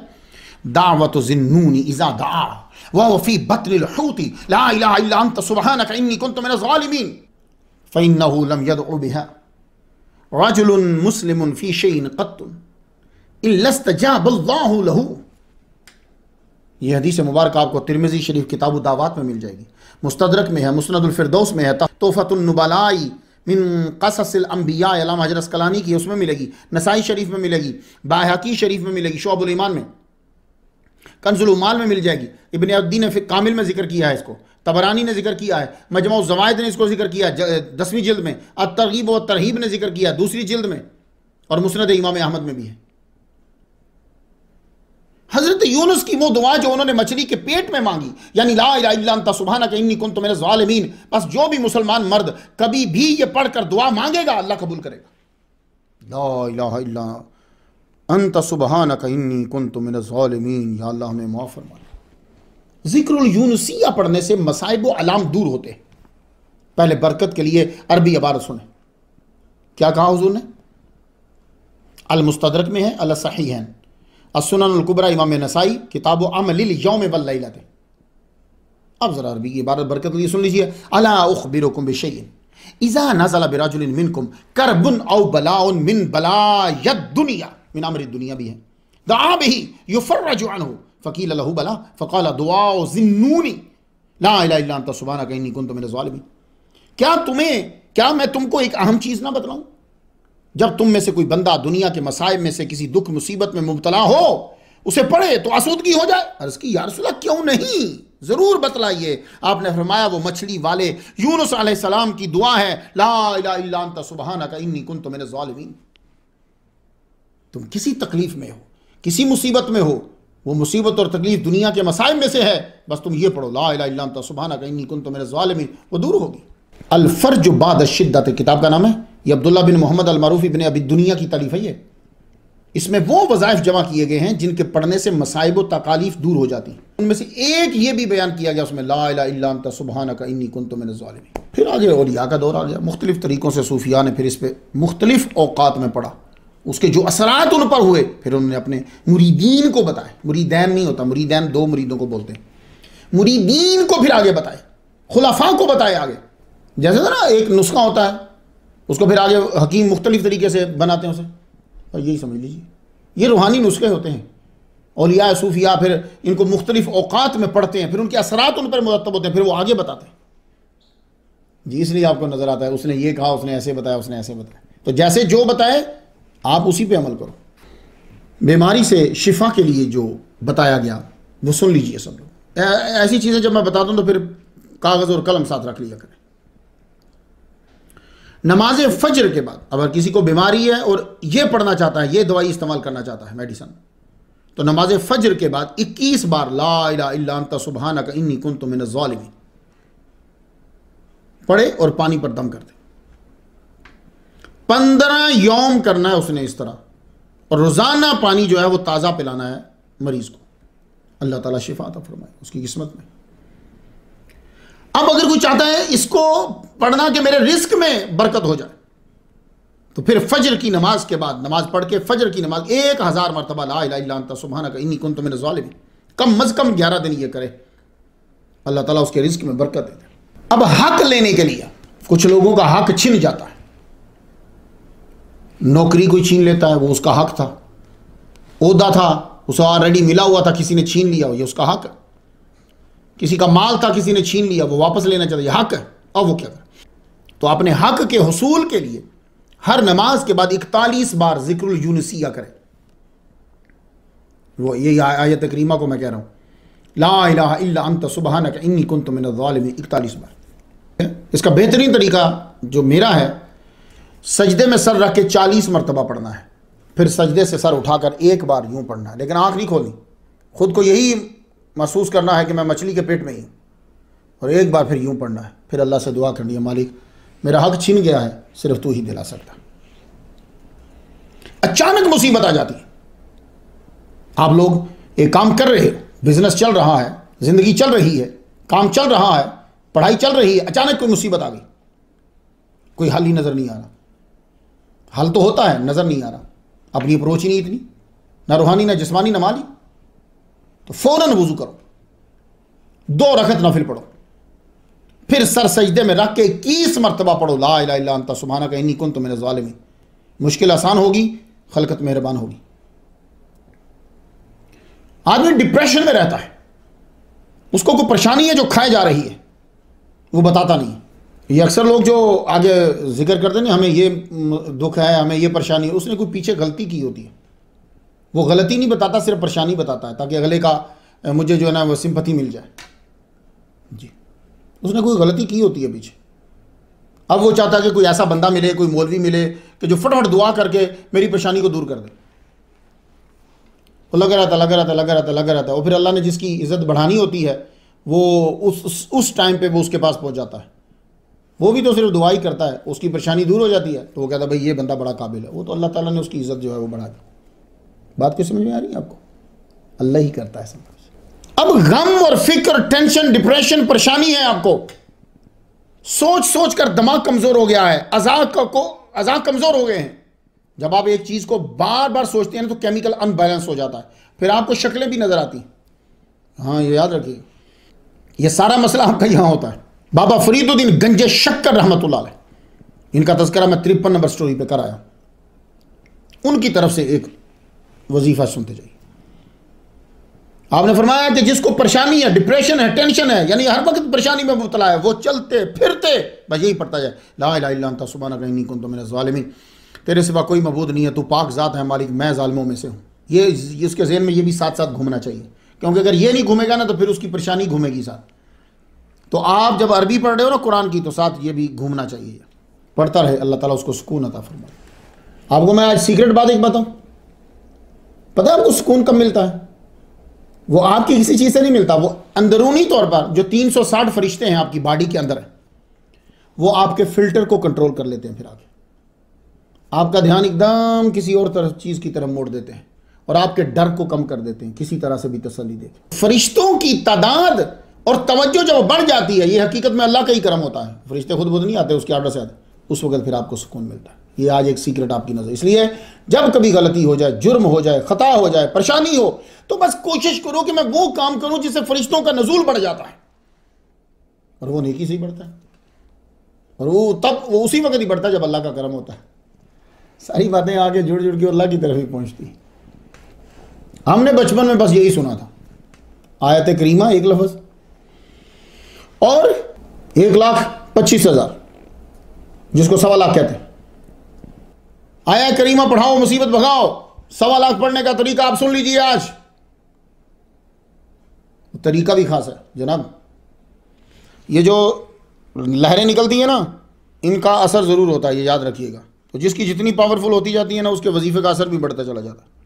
अब आप सारे गौर से सुन लीजिए, जिनको बहुत बड़ी कोई मुसीबत है, अब वो 1.25 लाख मरतबा पढ़ाना चाहते हैं, तो कैसे पढ़ाएंगे? सुनिए, सबसे पहले तो वो बंदे लेने हैं जो दर्दमंद हैं, आपके गम में, आप जितना तो खैर दर्द नहीं होगा उनमें, लेकिन वो आपके दर्द को फील करते हो, आपके गम को फील करते हो, वो बंदे लेने हैं। कितने? 7, 11 या 21। वो जो दोस्त हैं आपके नेक बंदे, इनमें से बीवी होती है, वो फील करती है, बच्चे होते हैं, बड़े बच्चे जो हैं वो फील करते हैं, अम्मी अब्बू हैं आपके, वो फील करते हैं, बाकी आपको पता होगा, मुझे तो नहीं ना पता कौन करते हैं, हर एक का डिफरेंट होता है। तो वो जो आपके दर्द को, गम को फील करते हैं, उनको बिठाना है। अब वो सबसे पहले जिस दिन आपने बैठना है, वो सारे बंदे जो थे वो पहले गुस्ल करेंगे, ठीक है, जैसे जुमुआ का गुस्ल करते हैं, गुस्ल करेंगे। फिर 2 नफल तौबा के सब पढ़ेंगे, जिस जगह आपने वो आयत करीमा पढ़नी है, ठीक है। अब वो सारे नफल पढ़ लिया, पढ़ने के बाद अब बैठ जाएं, बिना कोई बात किए, अब कोई बात नहीं करनी आपने, बिना कोई बात किए 1.25 लाख पूरा कर दें। वो जी बड़ी देर लगेगी, अच्छा तो बड़ी बात है भाई, अब आपकी आसानी के लिए फिर ड्राइव थ्रू काम कर दें कोई।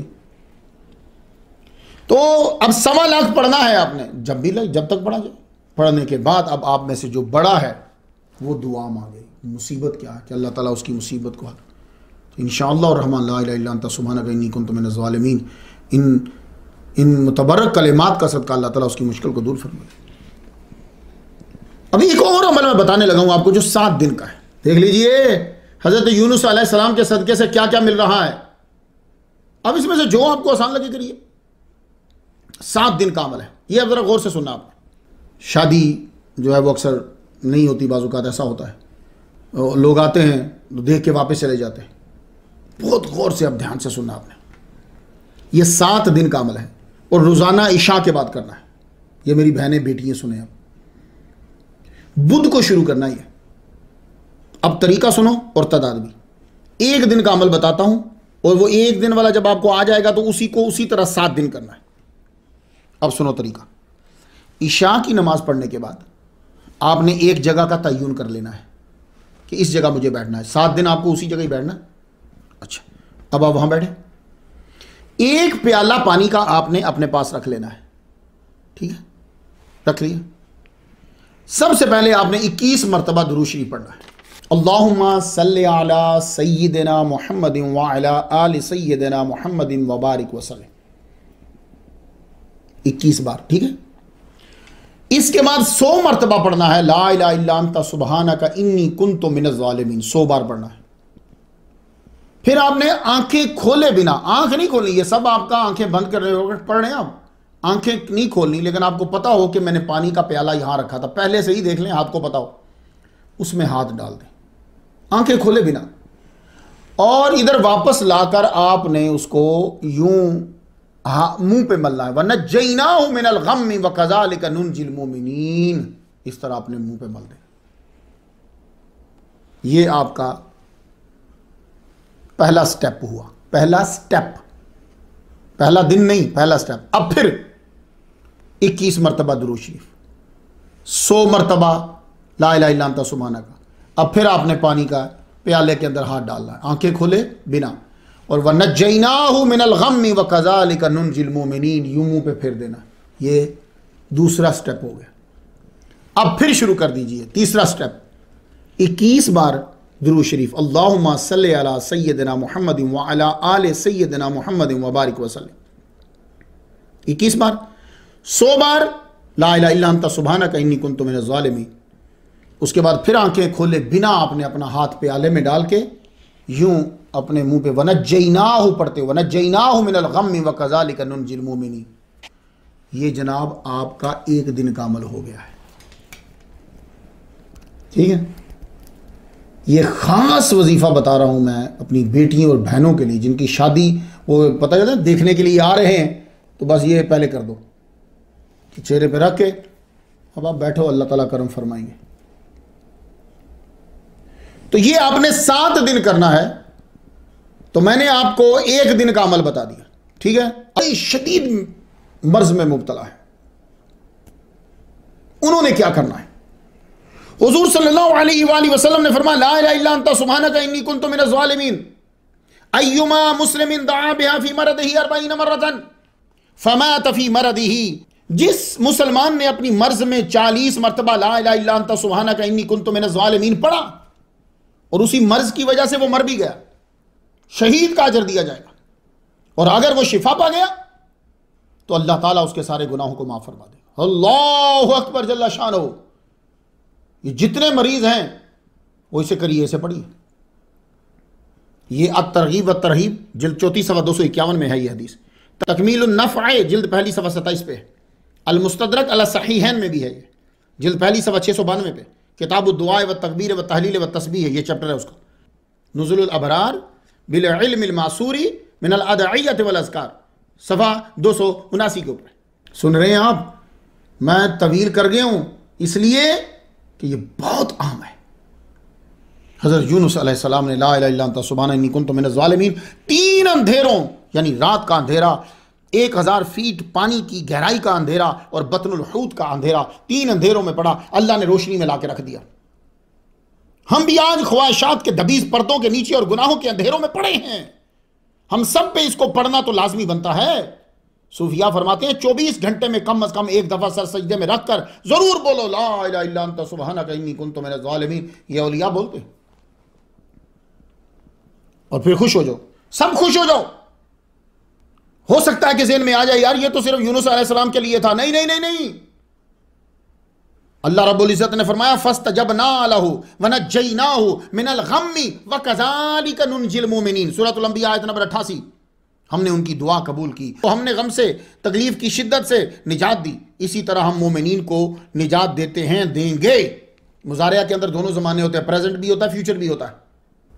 तो मालूम हुआ ये वादा, ये बशारत, ये फैज़ सिर्फ यूनुस अलैहिस्सलाम के लिए नहीं था, बल्कि सब मोमिनीन के लिए है। क़यामत तक पढ़ो, गुनाह साफ करवा के आगे बढ़ो, नेकियों में बढ़ते चले जाओ। तो मछली के पेट में आपने ला इलाहा इल्ला अंता सुब्हानका इन्नी कुन्तु मिनज़ ज़ालिमीन पढ़ा, 3 अंधेरों में पढ़ा तो रोशनी में आ गए, सेहत में आ गए, कामयाबी में आ गए। कुछ बात समझ में आ गई आपके? इसलिए किस्से बयान किए जाते हैं, ये स्टोरीज ही नहीं हैं। फ़क़्सुसिल क़सस। अब मछली ने 3 दिन बाद साहिल पर आ डाला। सूरत सफ़ात की आयत नंबर 145, फ़नबज़नाहु बिल-अराई वहुव सकीम। अब ये देख रहे हैं आप, फ़नबज़नाहु बिल-अराई, अरा क्या है? वो साहिल। और ये वेल मछली की आदत है, ये साहिल तक आ जाती है और अक्सर साहिल पर आगे मरी होती है, कभी कभी तो बहुत आगे आ जाती है। बाकी मछलियां कम आती हैं, ये बहुत ज़्यादा आती है। तो इसको हुक्म दिया कि अब तो साहिल पे आ। ये आई साहिल पे, फ़नबज़नाहु बिल-अराई, अरा ज़मीन, सतह ज़मीन पे लाके डाल दिया। वहुव सकीम, अल्लाह ने उनकी हालत भी बता दी है, उस वक्त वो बीमार थे।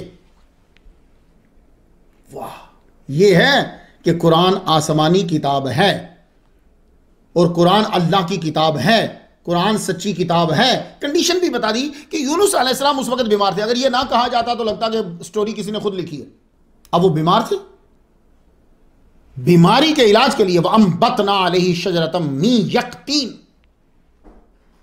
तीसरे दिन मगरिब के वक्त, मेरे नजदीक ये बुध का दिन है और उसकी आगे जुमेरात शुरू हो चुकी है, डेट चेंज हो गई। दरियाए दिजला के किनारे पे लाकर मछली ने डाल दी। तो खुले मैदान में जब डाल दिया और वो बीमार हैं, आपकी खाल जो है वो नरम पड़ गई थी, ये बीमारी, और बाल सारे झड़ गए थे गैस्ट्रिक एसिड की वजह से, बाल सब, दाढ़ी, बाल। और ये ऐसे हो गई थी जैसे बच्चे की खाल होती है, बल्कि बच्चे की भी कुछ मजबूत होती है, उससे भी नरम। गैस्ट्रिक एसिड, जिसको स्टोमिक एसिड भी कहते हैं, अल्लाह ताला ने फिर क्या किया कि फौरन आपके जिस्म के ऊपर यक़तीन यानी कद्दू शरीफ की बेल उगा दी। अल्लाह इसे फरमाता है वअंबतना अलैहि शजरतम मिन यक़तीन। ठीक है, तो ये भी एक खास अमल था। वअंबतना, अल्लाह फरमाता अंबतना, हमने उस पर कद्दू का पेड़ उगाया। हमने कहने की क्या, सीधा कहते कि मैंने उगाया? नहीं, मैं आपको बारहा कह चुका हूं, जब वो हमने कहता है ना तो फिर उसी लफ्ज के अंदर ही बड़ी गहराई होती है। बस आप उस पर सोच पे लग जाया करो, ये हमने यहां कहा है, यहां कुछ चीजें होंगी। वजह यह है कि आप जब बीज बोते हो तो 7 दिन लगते हैं उसको उगने में जी। तो अरा पे आके डाला था, अरा बिल्कुल खाली जमीन, अब उस पे फौरन उगाना है, तो जिस बीज को पत्ते तक आने में 7 दिन लगते हैं उसको फौरन उगा दिया अल्लाह ताला। तो जिस्म पे बड़े बड़े पत्तों की जरूरत थी, यह सिर्फ अल्लाह कर सकता था। तो कुरान मजीद में लफ्ज़ यक़तीन है, इसका तर्जुमा होता है बेल। ठीक है ना, बेल, वो जो दरख्त के ऊपर चढ़ जाती है, या आप लोग दीवारों में, बेल। हर उस पौधे को यक़तीन कहते हैं जिसकी उम्र 1 साल से जायद नहीं होती। यह मैं आपको डिक्शनरी के लिहाज से बता रहा हूं, तर्जुमे अभी आगे मैं बताता हूं। सईद बिन जुबैर फरमाते हैं कुल्लु शजरतिन ला साक लहा फहिया मिनल यक़तीन, जिसकी भी साक नहीं ना होती, तना नहीं होता, वो यक़तीन है। तो बेल का तना नहीं होता दरख्त की तरह। अब सवाल है कि हमने इसका माना कद्दू शरीफ कैसे कर लिया, यक़तीन का माना? जब यक़तीन का अल्लाह कद्दू शरीफ नहीं बोल रहा, यक़तीन बोल रहा, तो यक़तीन का माना कद्दू शरीफ कैसे कर लिया? तफसीर कुर्तबी में सूरत साफ़ात 8वीं जिल्द है, 96 है, हुजूर का फरमान नकल किया। आपने फरमाया कद्दू शरीफ के लिए, आपने फरमाया इन्नहा शजरतु अखी यूनुस। तो हुजूर ने जब ये कहा ना कद्दू शरीफ के लिए कि ये दरख्त जो है, यानी बेल जो है, ये मेरे भाई यूनुस की बेल है, दरख्त है। हजरत यूनुस अलैहिस्सलाम के जिस्म को मक्खियों से बचाना था। देख रहे हैं आप अल्लाह के काम, क्योंकि वो इतना कमज़ोर हो सका था गैस्ट्रिक एसिड की वजह से कि अब अगर इसके ऊपर मक्खी बैठती तो जरासीम आने थे, या मक्खी के बैठने की वजह से ही तकलीफ आना थी। अब मक्खियों से बचाना है तो अल्लाह ताला ने कद्दू शरीफ की बेल उगा दी, क्योंकि इस पर मक्खी नहीं बैठती और इसके पत्ते बड़े बड़े होते हैं, और वहां साहिल पे गर्मी होती है, ठंड चाहिए थी, गर्मी से तो ये आए हैं, अब इनको ठंड चाहिए, तो कद्दू शरीफ की बेल उगा दी। इसके अंदर 96% जो है वो पानी होता है। और अल्लाह ताला ने एक बकरी, जंगली बकरी की ड्यूटी लगा दी कि तुम आके ऐन यहां खड़े हो जाया करो। तो वो जब आके खड़ी होती थी तो आप तो पत्तों में छुपे होते थे ना, तो वो उसके थन जो है वो आपके मुंह मुबारक के करीब होते थे, तो आप चूस लेते थे। और ये अल्लाह की कुदरत है, जब वो अपने वलियों या ऐसे बंदों को खुराक देना चाहता होता है ना, तो ऐसी ऐसी बकरियां भी होती हैं कि वो उनके थनों से दूध बहने लग जाता खुद बहुत, जब वो इतना भर जाता है, ऐसा भी होता है। तो आप प्यास भी बुझा लेते और भूख भी मिटा लेते, दूध दोनों काम करता। आपके जिस्म में तवानाई वापस आने में 1 माह लग गया। अगर बकरी और हिरनी ना भी हो, देखिए कोई आदमी होते हैं कहते यार हमारी समझ में ये नहीं आता, चलो ठीक है, जो तुम्हारी समझ में आता मैं वैसे बात कर देता हूं। अगर बकरी या हिरनी ना भी हो तो वो जो बेल उगी थी ना, उस बेल के पत्तों में, और वो जो बेल की जो शाखें होती है ना, वो जो यूं जा रही होती है, उसके अंदर इतने विटामिन्स और मिनरल हैं कि आदमी को वैसी ताकत दे देते हैं। जाइए जाके रिसर्च कर लीजिए। शाखों और पत्तों को चूसने से ही गज़ा हासिल हो जाती। चलिए छोड़िए, आप बकरी और हिरनी को निकाल दीजिए, तो आप उसके पत्तों को, और जिस पे पत्ते उगते हैं उसे आप चूसते थे, उसके अंदर विटामिन होते हैं, चाहिए। अब हज़रत यूनुस अलैहिस्सलाम का सदका कद्दू शरीफ को जो फजीलत मिल गई है, अब वो फजीलत सबसे अफजल के मुंह मुबारक से सुनते जाइए, ताकि तुम्हारे घरों के किचन भी सज जाए, वहां भी बरकत हो जाए। ये है हमारा इस्लाम। हम तो सवाब को, नेकी को किसी जगह छोड़ते नहीं है। खाना पका रहे हो वहां भी सवाब चलेगा। कद्दू शरीफ की कई अकसाम है। पंपकिन भी इसी की नस्ल में आता है। कुछ लंबे होते हैं, बॉटल के टाइप के होते हैं, कुछ गोल होते हैं। इसकी कई अकसाम है। हदीस मुबारका में जो नाम आया वो अद्दुब्बा आया है, ठीक है। अब पहले हदीस सुनना बरकत के लिए, बुखारी शरीफ से। और बुखारी शरीफ में अगर आपने ढूंढी तो किताबुल अतइमा में जाइएगा, वैसे काफ़ी जगहों पे है। अन अनस बिन मालिक रज़ियल्लाहु तआला अन्हु क़ाल इन्न ख़य्यातन दआ रसूलुल्लाह सल्लल्लाहु अलैहि वसल्लम लितआमीन क़ाल अनस फ़ज़हबतु मअ रसूलिल्लाहि इला ज़ालिका ताम। हज़रत अनस कहते हैं कि हुज़ूर सल्लल्लाहु अलैहि वसल्लम को एक सहाबी ने, कि जो कपड़े सिया करते थे, उन्होंने बुलाया, दावत दी, मैं भी साथ चला गया। फ़क़र्रब इला रसूलिल्लाहि खुब्ज़न व मरकन फ़ीहि दुब्बाउन व कदीदुन। हुज़ूर सल्लल्लाहु अलैहि वसल्लम के करीब जो है वो जौ की रोटियाँ की गई और शोरबा किया गया। वो शोरबा जो है वो दुब्बाउन व कदीदुन, दुब्बा वो कद्दू शरीफ के काशों से, टुकड़ों से, और जो गोश्त है उससे बना हुआ था। फ़रअयतु नबी सल्लल्लाहु अलैहि वसल्लम यत्तबउ दुब्बा मिन हवालियल क़सआती। मैं हुजूर को देख रहा हूँ कि हुजूर सल्लल्लाहु अलैहि वसल्लम जो हैं वो कद्दू शरीफ के कतले जो हैं उन्हें तलाश कर रहे हैं। क़ाला फ़लम अज़ल उहिब्बु दुब्बा बाद यौमइज़िन। उस दिन के बाद फिर मैंने कद्दू शरीफ से मोहब्बत शुरू कर दी। तो हज़रत अनस ने जब हुजूर को देखा कि वो कद्दू शरीफ के टुकड़े तलाश कर रहे हैं, तो सुमामा की एक रवायत है, हज़रत अनस उन्होंने लिखा, कहते हैं फ़जअल तो अजमउ दुब्बा बैन यदैहि। मैं फिर क्या करने लगा कि मैं वो कद्दू शरीफ के वो जो टुकड़े थे वो मैं तलाश कर करके हुजूर के सामने रखने लगा। हज़रत अनस कहते हैं, और कहते हैं कि उस दिन के बाद फिर मैं भी कद्दू से मोहब्बत करने लगा। क्या हुजूर ने कहा था कि कद्दू शरीफ से मोहब्बत करो? नहीं कहा था, नहीं कहा था ना। तो फिर ये क्यों करने लगे? ये है इश्क। तो जितने भी उलमा हैं, खुतबा हैं, ख़ास तौर पर इमाम, मैं अवाम को नहीं कह रहा, अवाम का एक अपना फर्ज है, लेकिन उलमा तो पढ़कर आए हैं ना, वो तो अब इश्क मुस्तफ़ा सिखाएंगे ना। तो जो इश्क मुस्तफ़ा सिखाता है उसे मैं सुनाना चाहता हूँ कि हुजूर ने नहीं कहा कि तुम कद्दू शरीफ से मोहब्बत करो, लेकिन उन्होंने कहा कि फिर मैं हमेशा कद्दू से मोहब्बत करता रहा, कद्दू शरीफ से। क्यों? इसलिए कि उन्होंने अपने महबूब को देखा कि वो इनसे प्यार कर रहे हैं। तो इसीलिए अवाम की बात नहीं है, जो खतीब है, जो इमाम है, उसने जब ये जान लिया कि हुजूर की दाढ़ी मुट्ठी से कम नहीं थी, अब वो अगर आशिक है, सच्चा सियासी नहीं है, तो वो दाढ़ी मुट्ठी ही रखेगा।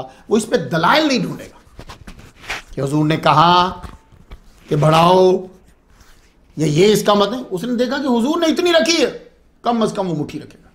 कद्दू शरीफ की बेल ने नबी यूनुस अलैहिस्सलाम की कुछ दिन खिदमत की, उसको अल्लाह ताला ने फवाइद से नवाज दिया। और भी इस तरह की बेलें हैं, मगर उनके अंदर ये फवाइद नहीं है। अल्लाह ने उनको फवाइद से नवाजा। जाओ, आप हैरान होंगे कि विटामिन सी की मिकदार 100 ग्राम अगर कद्दू शरीफ आप लेना, तो विटामिन सी की मिकदार 10.1 मिलीग्राम होती है। कैल्शियम की मिकदार 26 मिलीग्राम होती है। पोटाशियम की मिकदार 150 मिलीग्राम होती है। मैग्नीशियम की मिकदार 11 मिलीग्राम होती है 100 ग्राम के कद्दू शरीफ में। Vitamin B3, vitamin B5, vitamin B6, नबी की कुछ दिन खिदमत की, कितने फवाइद। और सारे विटामिन से बढ़कर यह है कि मोहम्मद मुस्तफा सल्लल्लाहु अलैहि वसल्लम ने कद्दू शरीफ से मोहब्बत कर दी। आज भी उसका तस्करा जो है वो इज्जत से होता है। यह है नबियों के कदमों में पड़ने का नतीजा। अमीर अहले सुन्नत, जिन्होंने मसलक अहले सुन्नत को फैलाया है, मैं इसलिए कहता हूं मुजद्दिद मसलक अहले सुन्नत। भाई मैं तो अपने मौलवियों की इज्जत करूंगा पहले, बाद में देखेंगे किन से इत्तेहाद व इत्तफाक करना है। तो इन्होंने खूब हल बता दिया आपका कि किस तरह सवाब कमा सकते हो किचन में। उन्होंने कहा कि कद्दू शरीफ का पेस्ट बनाकर अपने फ्रिज में रख लो, जब भी कभी हंडिया पकाने लगो तो तुम वो पेस्ट थोड़ा सा निकाल के उसके अंदर, हंडिया के अंदर डाल दो। फवाइद बढ़ेंगे, टेस्ट बढ़ेगा, सुन्नत भी पूरी, इश्क मुस्तफ़ा भी बढ़ गया और ये मत समझिएगा कि आपका टेस्ट खराब हो जाएगा, नहीं खराब, आप जो मर्जी में थोड़ा सा इसके अंदर डाल दो, सुन्नत। और मेरे वालिद गिरामी बचपन में मुझे ये याद है, मैं इसीलिए कहता हूँ बचपन में बातें करते रहा करो, कभी ना कभी याद आ जाती। मेरे वालिद गिरामी पीर तालिब हुसैन शाह रहमतुल्लाह अलैह, आप मुझे कहा करते थे जब मैं ही सब्जी लेने जाता था, कहते थे बेटे जब घर से चला करो तो कद्दू शरीफ की नियत करके चला करो, मिल जाए तो पहले थोड़ा सा वो ले लो, उसके बाद बाकी सब्जी ले लो, ना मिले तो तेरे जाने का तुझे सवाब मिल जाएगा। यार बड़े लोगों की बड़ी बातें हैं भाई साहब। हजरत यूनुस अलैहिस्सलाम के जिस्म में ताकत आ गई, आप उठे और कौम की तरफ चल दिए। अब यहां मैं आपको बताना चाहता हूं कि ईसाइयत में और इस्लाम में क्या फर्क है, इस वाक़े के लिहाज से बात करना चाहता हूं, मजमूई तौर पे नहीं। ईसाइयत, अगर आप बाइबल से यूना पैम्फलेट पढ़ें, एक छोटा ही टॉपिक है, बहुत ज़्यादा बड़ा नहीं, यूना पढ़ें आप, तो मालूम होगा कि अल्लाह ने कहा get up go to Nineveh the great city, ये पहली बार हुक्म दिया। दूसरा निशान पढ़ें इसी चैप्टर का, ये बाब 3, and Yuna proceeded to get up and run away to Tarshish. Yuna यानी यूनुस अलैहिस्सलाम उठे और तरशीश की तरफ भाग गए, यानी अल्लाह कह रहा है कि जाओ नीनवा में जाओ, और वो भाग गए तरशीश, ये बैतुल मक़दस की तरफ बनता। मछली के पेट से निकलने के बाद गए हैं अपनी कौम के पास, ये ईसाइयत के मतलब। तो बाब 3 का निशान नंबर पहला पढ़िए, then the word of Jehovah accord to Yuna the second time saying get up go नीनवा।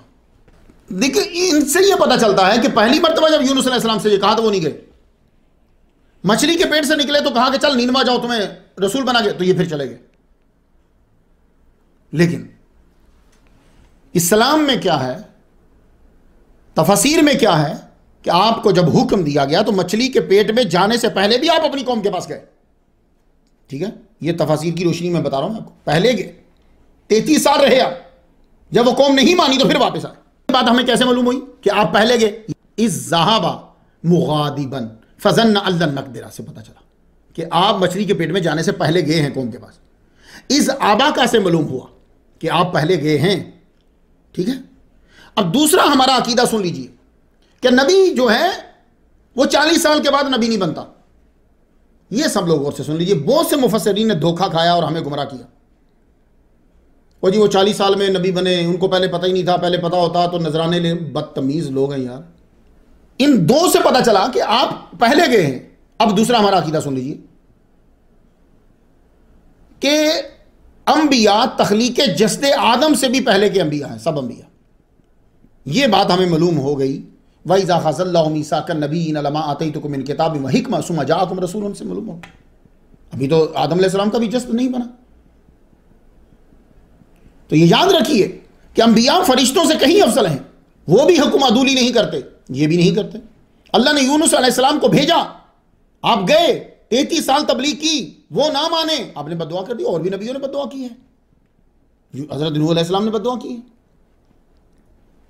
और ये चले आए वही का इंतजार किए बिना। अल्लाह ने उनके रोने, अल्लाह ताला ने उनके रोने को, तौबा को, ईमान को कबूल कर लिया, क्योंकि अल्लाह जानता था कि इन्होंने आखिरी टाइम पे कर लेनी है तौबा।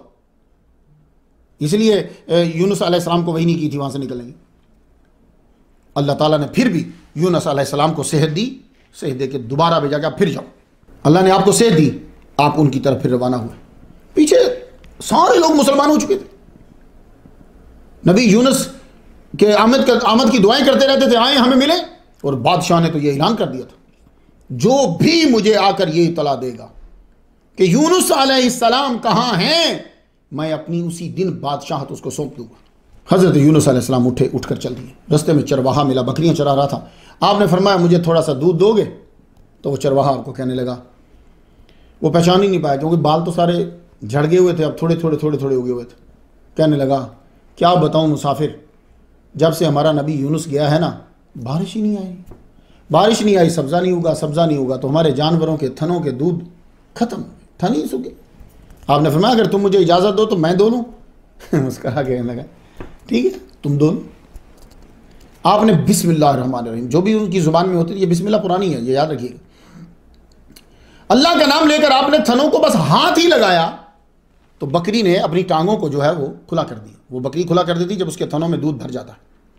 आपने फरमाया बर्तन लेकर आना, तो ये इनके पास अक्सर बर्तन होता है, फ़ौरन दिया। आपने दूध जो है वो दोया, दूध धोकर आपने कुछ पिया, कुछ उसको दे दिया। वो आपको देख के उसकी आंखें खुली की खुली रह गई। कहने लगा आप कौन हो? आपने फरमाया मैं यूनुस बिन मत्ता। वो आदमी तो बस ऐसे दौड़ा कि मुझे तो यूं लगता है कि अगर मैं वहां खड़ा हूं तो यूं बयान करूं कि वो दूध भी उसके हाथ से छलक के गिर गया होगा। दौड़ता हुआ गया कौम की तरफ और चीखते हुए पुकारते हुए कहने लगा जैसे किसी को बड़ी चीज मिल जाती है, अल्लाह का रसूल, हमारे नबी यूनुस आ गए, हमारे नबी यूनुस आ गए, हमारे नबी यूनुस। सारी अवाम इकट्ठी होगी, बादशाह भी इकट्ठा हो, क्योंकि बात छोटी नहीं थी जनाब।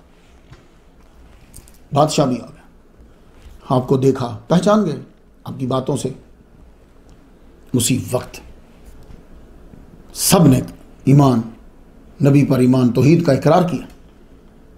यूनुस अलैहिस्सलाम के हाथ चूमे, उनके सामने भी इकरार किया और बादशाह ने खड़े खड़े ऐलान किया मैं अपनी बादशाहत इस चरवाहे को देता हूँ। हाय हाय हाय हाय, उसने बादशाहत चरवाहे को दे दी। अब वो यूनुस अलैहिस्सलाम के साथ साथ रहने लगा। आप तबलीग करते, वो भी जो सीखता वो भी आगे तबलीग करता, सारे मुसलमान हो गए। नबी की तौहीन अजाब का सबब बनती है। अंबिया मासूम अनिल खता होते हैं। हम सब पे लाजिम है कि हम लफ्जन और अमलन उनका एहतराम करें। जी, यही तो हुजूर सल्लल्लाहु अलैहि वसल्लम ने हमें सिखाया है। बुखारी शरीफ से पढ़ना चाहता हूं मैं, किताबुत तौहीद है, जाकर खुद ढूंढ लीजिएगा।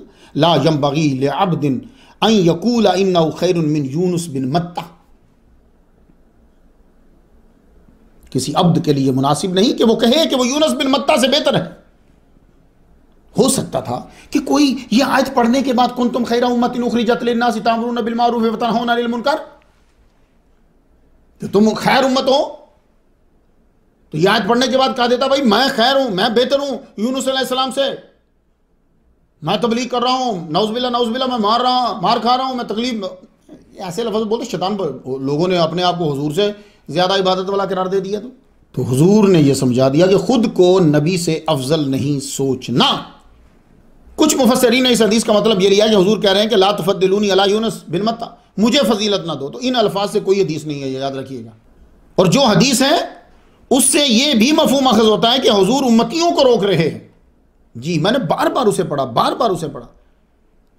उसका एक ये भी मफहूम बनता है, अगर आप वो मफहूम बना रहे हैं ना कि हुजूर कह रहे हैं कि मुझे फजीलत ना दो, तो एक ये भी बनता है कि उम्मतियों को कह रहे हैं, बंदों को कह रहे हैं कि किसी बंदे को यह लायक नहीं है कि वो खुद को कहे कि वो अफजल है। अपनी बात नहीं कर रहे, यानी तुम में से कोई खुद को यूनुस अलैहिस्सलाम से बेहतर ना कहे। लेकिन कुछ ने यह मफहूम बताया कि हुजूर मना फरमा रहे हैं कि उनको यूनुस अलैहिस्सलाम से मुकाबला करके बेहतर साबित ना करो। यह भी अच्छी तशरीह है। हुजूर सल्लल्लाहु अलैहि वसल्लम की फजीलत को बयान करो, मगर मुकाबला करके बयान ना करो कि ये नबी ये है, हमारे हुजूर ये, ऐसे बयान ना करो कि यानी इस तरह दो नबियों को बयान ना करो कि दूसरे नबी का मकाम गिरता हो, यह मतलब है। तो मफहूम क्या है? यानी हुजूर यही तो हमें सिखा रहे हैं कि बेदबी किसी पहलू से नहीं होनी चाहिए किसी नबी की। और अगर आप ये तर्जुमा करें कि मुतलकन हुजूर की फजीलत नहीं है अंबिया से, तो ये तो कुरान के भी खिलाफ है, हदीस के भी खिलाफ है। हुजूर का सब अंबिया से अफजल होना, तो ये तो कई तरह से नसूस से साबित है। खुद हुजूर ने फरमाया ना सैयद वलद आदम, मैं आदम के सारे बच्चों का सरदार, तो नबी आदम के बच्चे ही तो हैं एक लिहाज से। खुद फरमाया कि हमद का झंडा मेरे हाथ में होगा, और फरमाया कि आदम व मन सिवा मेरे झंडे तले होंगे। खुद फरमाया सबसे पहले हशर में सजदा मैं ही करूँगा। खुद फरमाया हशर में मकाम शफात मेरे हाथ में होगा। अफजल तो हुजूर हैं, तिल कर रसूल फद्दलना बाद हूँ, वही फजीलत तो कुरान से भी साबित है। तो सख्ती से असल में ये अदब सिखाया है। कोई उनके जाने को सुनकर किसी दूसरे नबी से मुकाबला करके बेअदबी ना कर बैठे। सीधा आसान फरमा दिया, कोई ये ना कहे मैं यूनुस बिन मत्ता से खैर हूं, बेहतर हूं। ये पाकों की बारगाह बड़ी आला बारगाह होती है। यहां सर के बल चलो तो भी ख्याल रखो कि बेअदबी ना हो जाए। वाह। आयात कुरानिया की तशरीह करते हुए बाज़ अल्फाज को अपने दौर और हाल में पढ़ते हुए जो मुफस्सिरीन ने तशरीह तसामो किए हैं, तौबा करनी चाहिए उनसे। एक किताब मैं आपको बताता हूँ, आपके घर में होगी तो अच्छी बात है। ये अरबी में है, अल फस्ल फिल मिलल वल अहवा वन निहल। इसके अंदर उन्होंने जो भी आप तौहीन करते हैं या हो जाती हैं उनको अलहदा बयान करके उसका जवाब दिया। बहुत खूबसूरत किताब है। इसके अंदर मैं पढ़ रहा था तो इन्होंने उन मुफस्सिरीन को आगाह किया जिन्होंने फज़न्ना अल्लाह नक़दिरा पढ़ने के बाद नबी की गुस्ताखी की है लफ्ज़। वो कहते हैं कैसे हो सकता कि नबी यूनुस ये गमान करे कि अल्लाह ताला मुझ पर कुदरत नहीं रखता, जबकि नबी आता ही ये बतलाने के लिए, उसका पहला सबक ये होता है इन्नल्लाह अला कुल्लि शैइन कदीर, अल्लाह ताला हर चाहत पर कादिर है। तो वो नबी कैसे कहेगा फज़न्ना अल्लाह नक़दिरा? तो उन्होंने अल कलाम अला यूनुस जो है ये बाप बांध कर बड़ी अच्छी गुफ्तगू की उन्होंने। तो वो कहते हैं कि अल्लाह नक़दिरा का माना है कि वो तंगी ना करेगा, क्योंकि कदर का माना तंगी भी आता है। तो ये है कि पाकों की बारगाह में लफ्ज़न अमलन इसमें आपको बड़ा मुहतात रहना पड़ता है कि कोई ऐसा लफ्ज़ ना बोला जाए। मुझसे एक मरतबा मैं तकरीर कर रहा था तो पूछा कि हम अम्बिया पे बनी हुई मूवीज़ देख सकते हैं? मैंने कहा अम्बिया वाली नहीं, जो अम्बिया की बनी है वो नहीं देख सकते। क्यों? इसलिए कि तुम एक एक्टर को इशारा करोगे कि ये यूसुफ है, तुम एक बंदे एक्टर को इशारा, और वो भी मेजॉरिटी वो होती है जो फासिक व फाजिर है, तो इसमें कुफर भी है और बेद भी है। मैं एक दिन लेक्चर दे रहा था तो मुझसे एक तालिब ने पूछा I have a question sir. मैं कहा व्हाट? कह रहे do you know about the modern Yuna? यानी वो ये कहने लगा कि मेरा क्वेश्चन है कि तुम जदीद यूनुस अलैहिस्सलाम को जानते हो, मॉडर्न को? मैंने कहा अस्तगफिरुल्लाह, अल्लाह से तौबा करो, वो अल्लाह के पैगंबर हैं और तुम जिसके बारे में पूछ रहे हो वो जेम्स बॉटले है। अब जेम्स बॉटले को मॉडर्न यूना मत बोलो। अब ये क्या बात की थी उसने, तो मैंने जो जवाब दिया सुन लीजिए आप भी ज़रा, इसके अंदर आपके लिए बहुत सारी चीज़ें हुई। यह 1896 में न्यूयॉर्क टाइम में स्टोरी छपी थी एक। खुलासा ये है कि फ्लैकलैंड आइलैंड, ये इंग्लैंड की टेरिटरी में आता है। ये इलाका ये इंग्लैंड से 12,955 किलोमीटर दूर है। इस आइलैंड के करीब लोग वेल मछली का शिकार करने के लिए जाते हैं। आप जानते ही हो कि इंग्लिस्तान ने 1500 से ही माहीगीरी में शोहरत हासिल कर ली थी। 1578 में इंग्लिस्तान ने 450 जहाज माहीगीरी में मसरूफ कर दिए थे। देखा आपने, यूनुस अलैहिस्सलाम का किस्सा पढ़कर हम लोगों को कुछ सोचना चाहिए था मछलियों के बारे में।